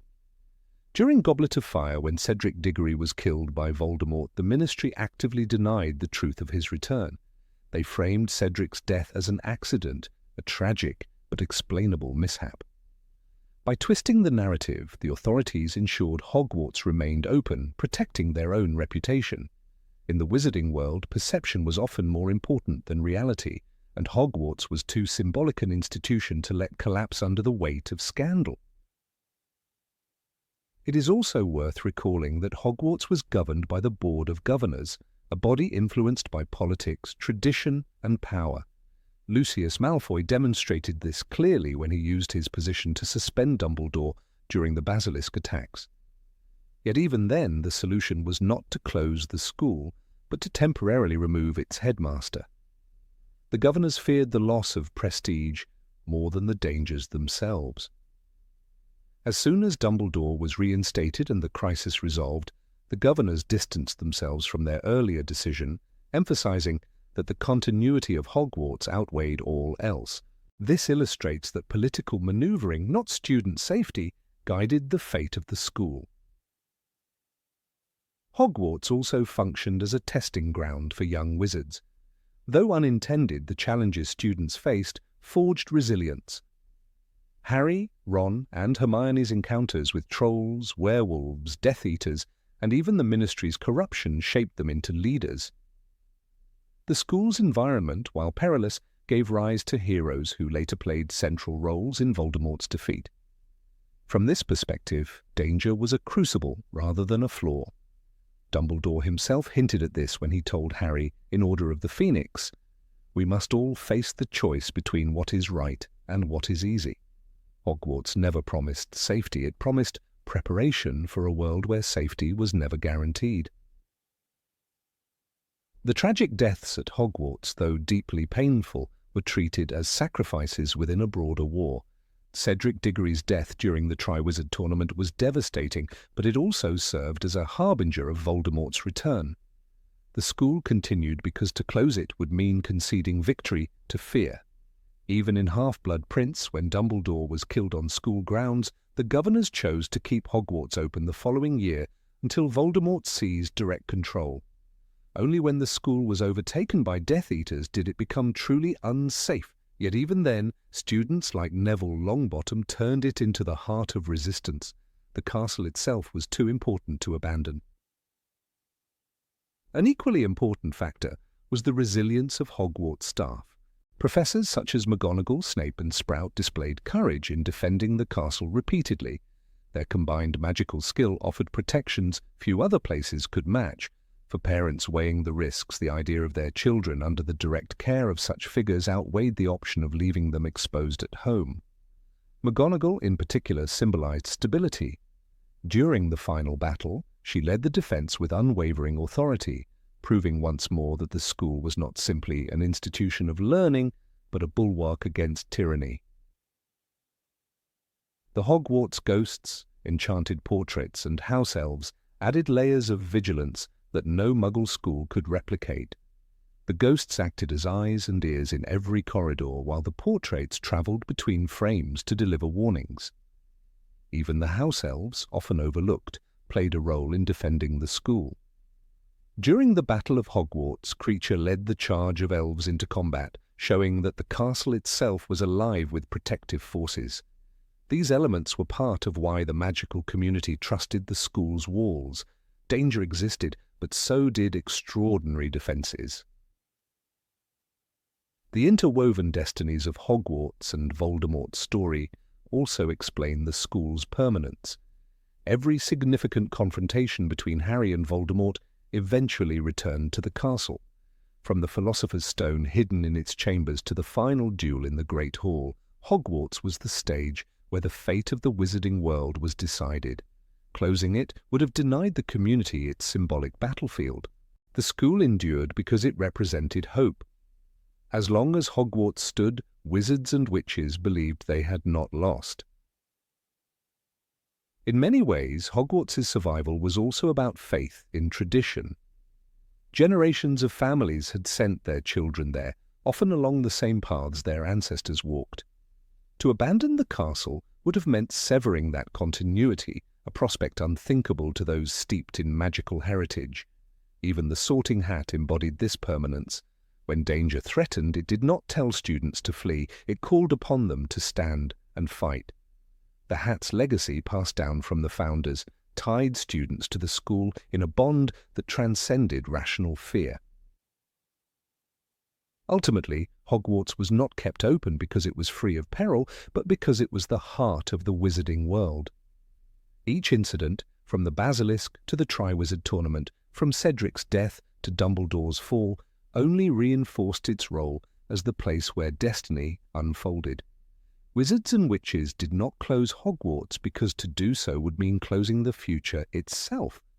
The castle's dangers were not signs of failure, but reminders of the war raging beyond its walls. Its survival was both a practical decision and a symbolic necessity, ensuring that magic, tradition, and hope endured even in the darkest times. Number 21. Why didn't Harry notice his wand was fighting Voldemort on its own? Harry's duel with Voldemort in the graveyard of Little Hangleton remains one of the most iconic scenes in the entire saga, but it is not the only moment when his wand behaved in ways that even the most attentive reader could easily mistake for a narrative inconsistency.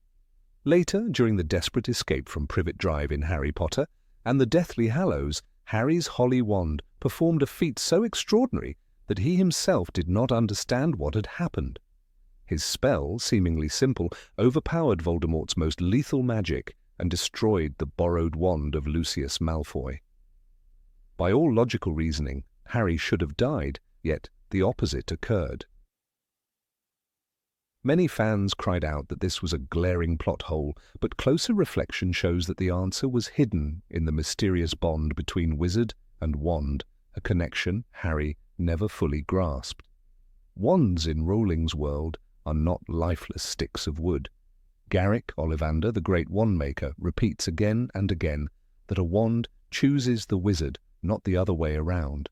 That principle is not a metaphor, but a magical law that reveals itself in unpredictable ways. The holly and phoenix feather wand that Harry received at the age of 11 carried within it the twin of Voldemort's wand, for both were born from the same phoenix, Fawkes. This unusual pairing was destined to create extraordinary encounters, as evidenced in the Priori Incantatem phenomenon in the graveyard. What happened above the skies of Surrey years later was simply another manifestation of the deeper life force within a wand, a force Harry never thought to question. When Harry raised his wand against Voldemort during the flight of the 7 Potters, he did so purely out of instinct. He was not thinking about wand lore or about the echoes of Phoenix song that lived inside the wood. He was simply terrified, acting on reflex as jets of green light blazed around him. The description in the book is vivid. His wand acted of its own accord, emitting a golden fire that broke the borrowed wand in Voldemort's hand.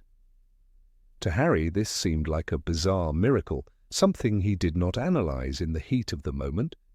His first thought was survival, not metaphysical analysis, and it is only natural that he failed to perceive that his wand had chosen to defend him on its own. The ignorance Harry displayed in this moment is not a flaw in the narrative, but a reflection of his character. Unlike Hermione, who devoured books and memorized arcane facts, Harry's relationship to magic was experiential.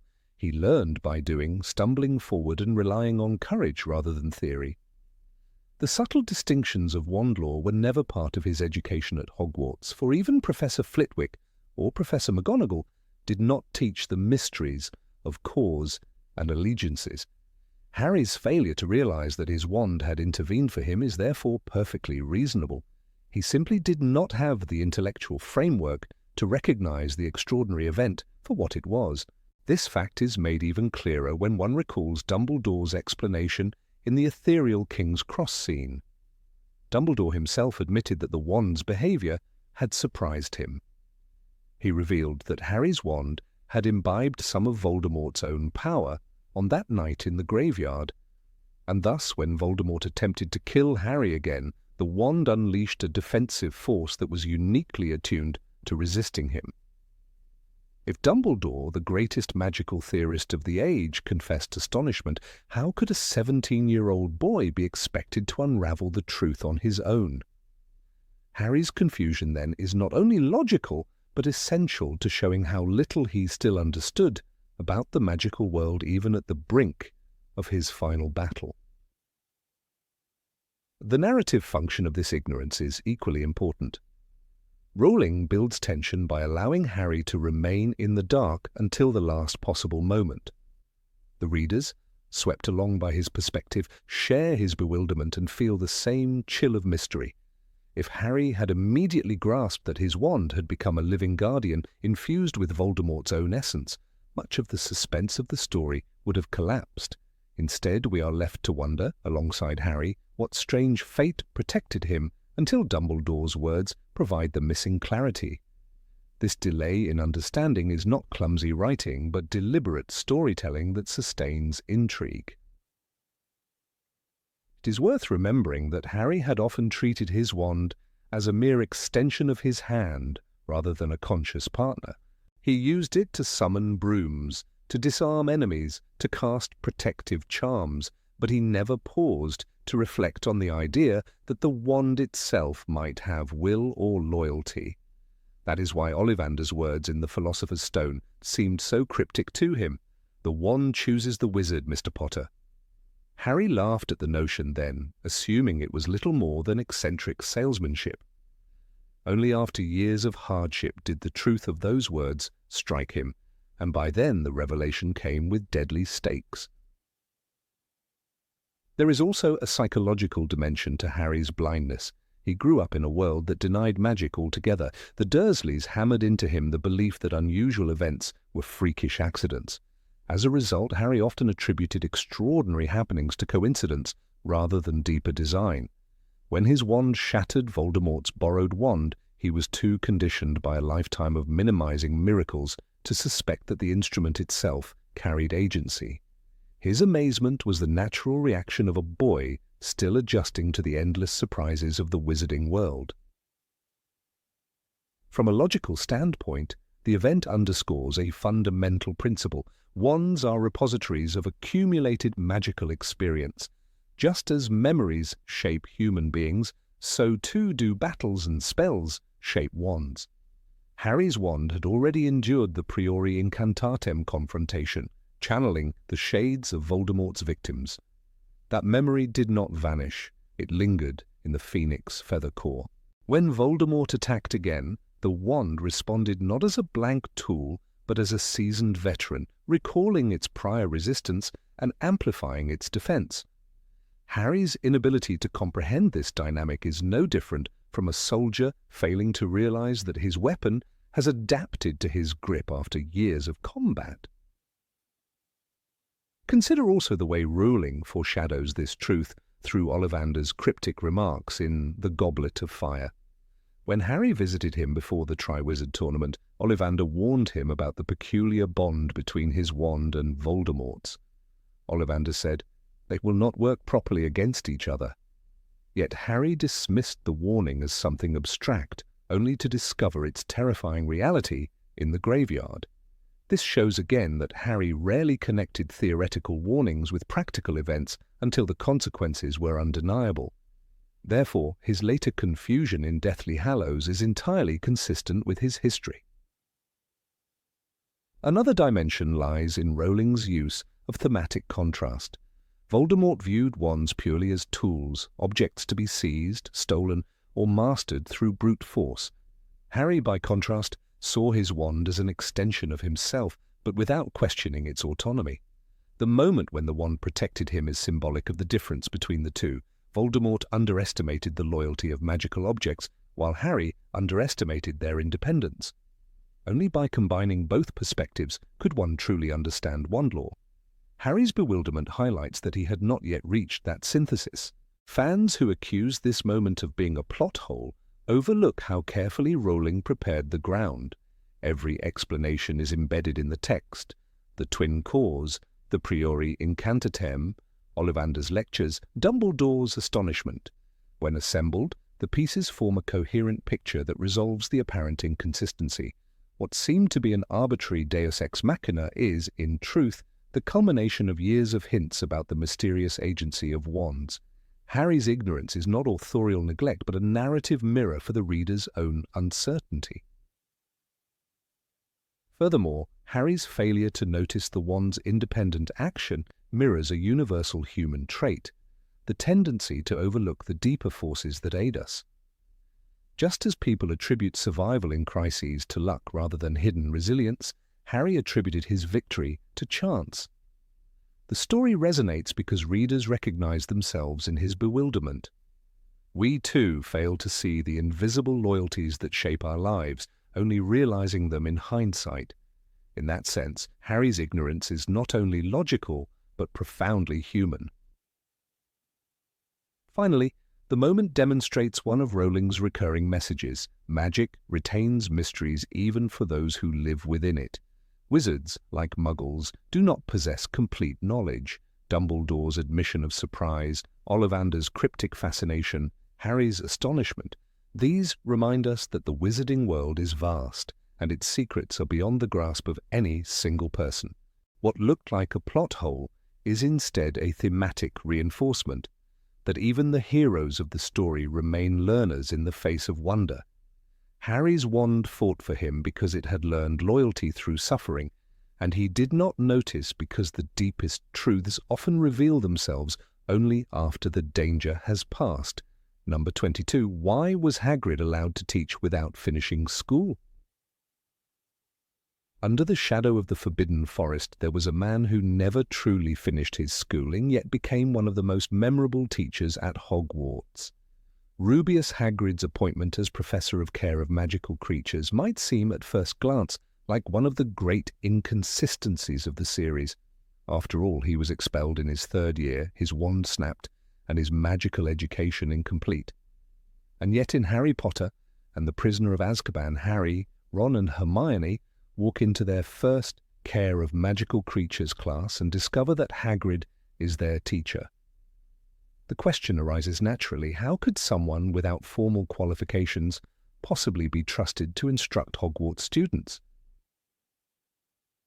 The surface contradiction makes this appear like a narrative whole, but a closer look reveals it to be less about rules and more about people, relationships, and unique talents that could not be measured by grades or exams.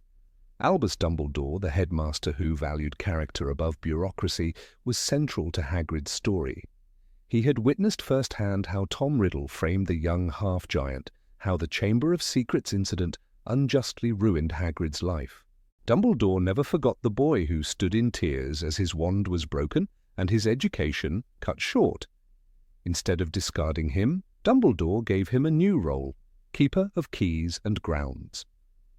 In doing so, he demonstrated a theme that runs through the entire series, the importance of loyalty, trust, and the recognition of hidden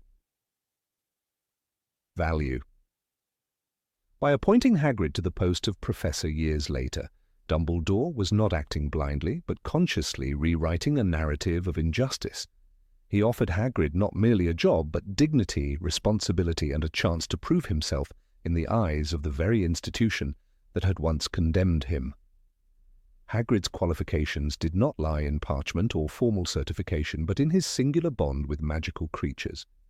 From his introduction in Harry Potter and the Philosopher's Stone, readers see him arrive on Sirius Black's flying motorbike, carefully cradling baby Harry. A man of enormous size, yet with hands gentle enough to hold an infant, this contrast defines him. Later, Harry discovers that Hagrid is the one person who can communicate with creatures others fear or dismiss.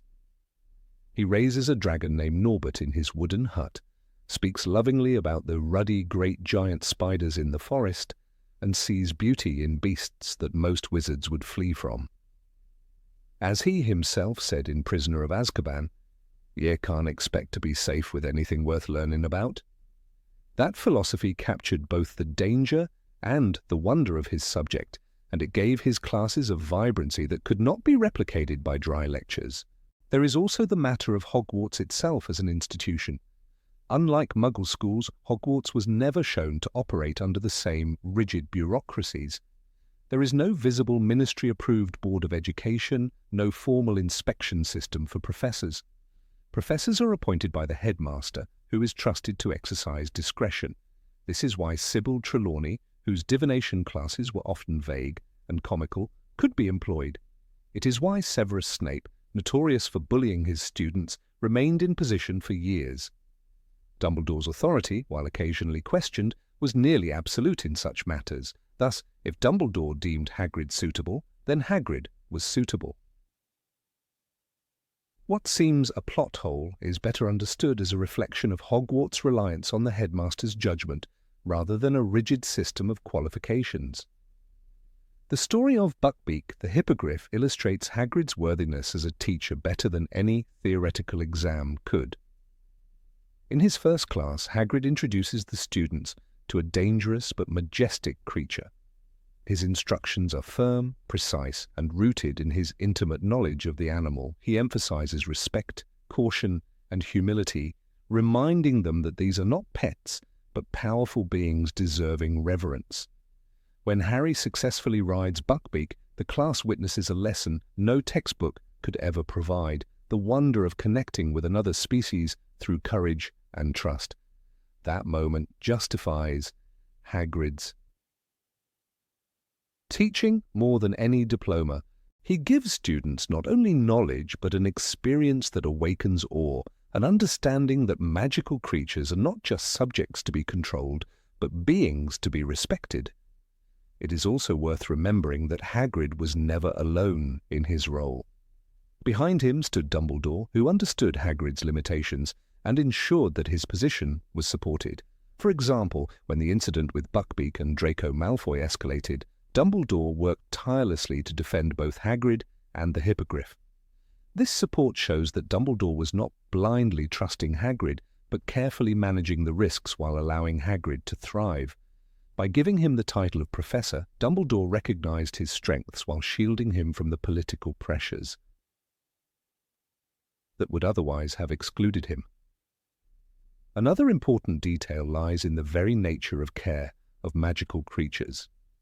Unlike subjects such as transfiguration or potions, it is not centered on advanced spell work. It is about observation, handling, and respect for creatures. These are skills that Hagrid possessed in abundance. Even as a boy, he raised an acromantula named Aragog, something unimaginable for most wizards. His ability to calm and understand beings others deemed monstrous was not the result of spells taught in classrooms, but of empathy and instinct. This means that while he lacked formal training, he was, in a sense, overqualified in practical expertise. A traditional wizard might have memorized names and classifications, but Hagrid lived among these creatures, befriended them, and made them part of his world. We also see, through Hagrid, Rowling's broader message about education. The series repeatedly emphasizes that wisdom is not always tied to academic success. Hermione Granger, the brightest student, often clings too rigidly to books. Yet she learns again and again that experience, courage, and empathy matter just as much. Hagrid embodies this philosophy. He may spell words incorrectly when he writes letters, but he shows children how to see the world through different eyes. When he tells them about thestrals, those skeletal horses visible only to those who have seen death, he introduces not only a creature but a profound reflection on loss and understanding. His lessons are woven with life's harsher truths, the kind that no standardized exam can cover. Even his flaws serve a purpose. Hagrid's occasional recklessness, such as assigning blast-ended scrutes, reminds readers that learning is often messy. In reality, no teacher is perfect. Some are too lenient, others too strict, but all bring their humanity into the classroom. Hagrid's classes mirror his character, chaotic, heartfelt, and filled with a sense of wonder.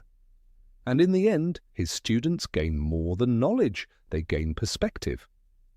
Harry, Ron, and Hermione leave Hogwarts not merely with spells in their arsenal, but with memories of how to face the unknown, a lesson Hagrid taught them every time he led them toward the dark edge of the forest. Dumbledore's decision to appoint Hagrid also reflects his long-term vision for Hogwarts.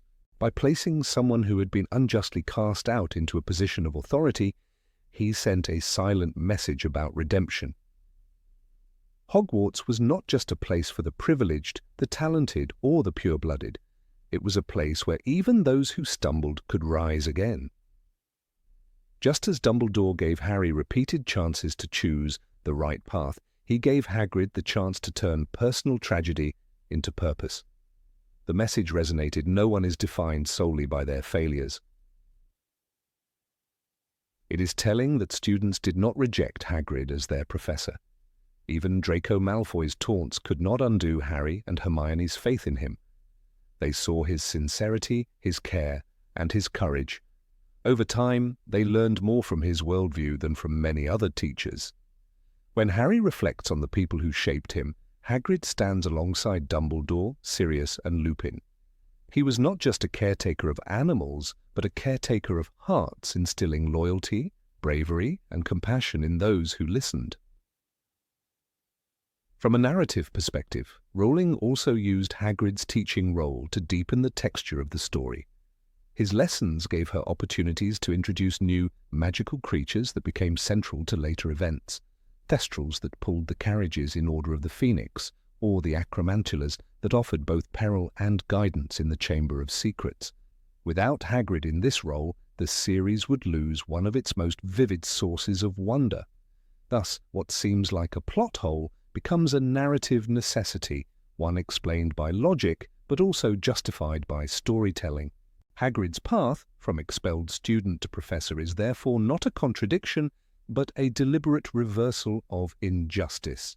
His life shows that rules can be bent when humanity demands it, that love for one's subject can outweigh formal qualifications, and that trust, once given, can transform a person's destiny. Dumbledore saw in Hagrid not what the Ministry saw, not what Tom Riddle tried to prove, but what was truly there, a man whose heart was large enough to cradle both a newborn boy and a full-grown dragon, and whose lessons reached far beyond the walls of a classroom. Number 23. Why didn't Hermione use magic to make studying easier? Hermione Granger's character has always been painted with the colours of discipline, dedication, and an unshakable belief in the value of hard work. At Hogwarts, where magic could theoretically replace every tedious task, she stood apart as the one who chose ink-stained quills, long nights under candlelight, and stacks of parchment filled with notes in her neat handwriting. Many readers have pointed to this as a plot hole. If she was so brilliant and so well read, why did she not use the spells she discovered in books to lighten her workload? But looking at the details of her character, the culture of Hogwarts, and the limitations of magic itself, one begins to see that this was no oversight. It was a deliberate choice, deeply rooted in Hermione's values. In her very first year, we already see her obsession with following the rules. When Harry and Ron break curfew, Hermione anxiously whispers that they could be expelled. She memorizes Hogwarts, a history, and repeats passages from it with the seriousness of scripture. To her, knowledge is sacred, not just a means to an end. She says to Harry and Ron in Philosopher's Stone, "We could all have been killed, or worse, expelled." This humorous but telling line shows where her priorities lie. For Hermione, the integrity of learning mattered more than convenience, and magic as a shortcut would have felt like cheating. Another important aspect is that not every magical spell could be applied to studying. Charms such as Incendio or Lumos serve practical functions, but they cannot implant understanding of transfiguration or arithmancy into the mind. Even spells designed to accelerate reading, like skimming charms, would not replace the need to engage with content. The wizarding world makes it clear that magic has limits. It cannot create true comprehension, nor can it replace the slow discipline of thought. Dumbledore himself explains in Order of the Phoenix that there is no shame in what you are feeling, Harry. On the contrary, the fact that you can feel pain like this is your greatest strength. Magic, therefore, may transform the external world, but the inner growth of the mind requires labor. The Time Turner in Prisoner of Azkaban offers one of the clearest examples. Hermione does use magic to manage her workload, but even with the power of time manipulation, she still attends every single class physically. Instead of creating duplicates of her homework or using a charm to absorb information instantly, she takes every note herself, endures every lecture, and invests the energy that others might have tried to avoid. The exhaustion she shows by the end of the year is evidence that she deliberately chose the harder path, because to her, mastery meant nothing without the process. The magical object allowed her to be in two places at once, but it did not change her philosophy of effort.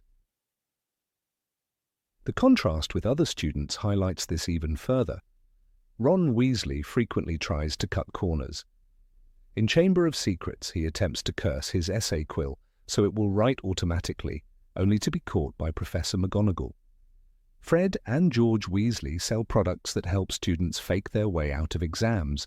Slughorn praises talented potion makers like Harry when he uses the annotated Half-Blood Prince's textbook, essentially relying on someone else's work.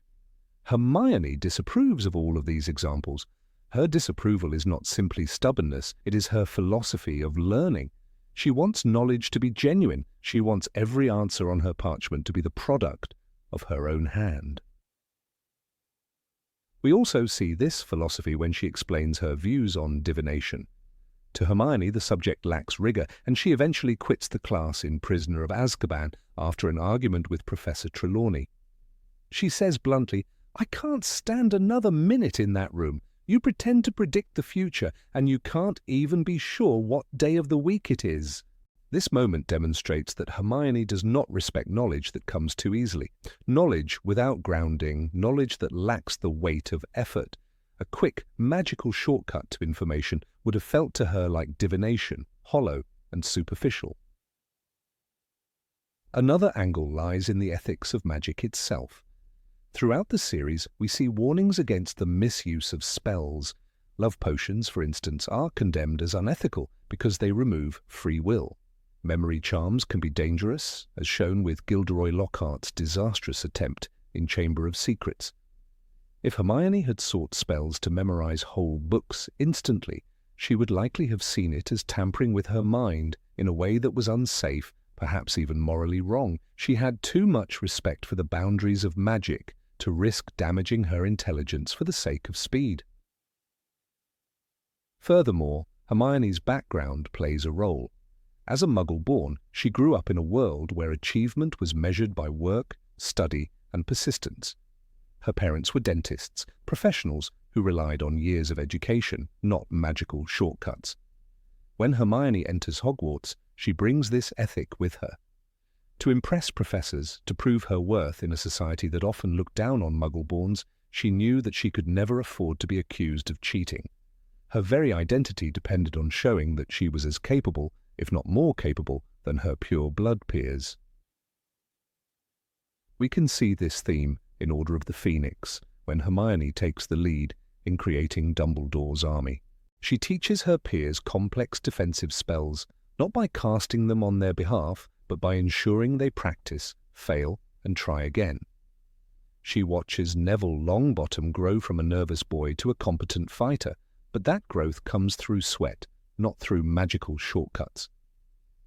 Every great wizard in history has started out as nothing more than we are now, students, she says firmly. The words show her conviction that growth cannot be borrowed, it must be earned. There is also the psychological satisfaction of work. Readers often forget that Hermione enjoyed studying. It was her source of identity and pride. When she receives her OWL results in Half-Blood Prince, the narrator notes the satisfied little smile that plays across her face. This joy would not exist if she had achieved results through magical shortcuts. For Hermione, the act of mastering knowledge was inseparable from the pride of effort. She thrived on the feeling that she had conquered something difficult, not that it had been handed to her by a spell.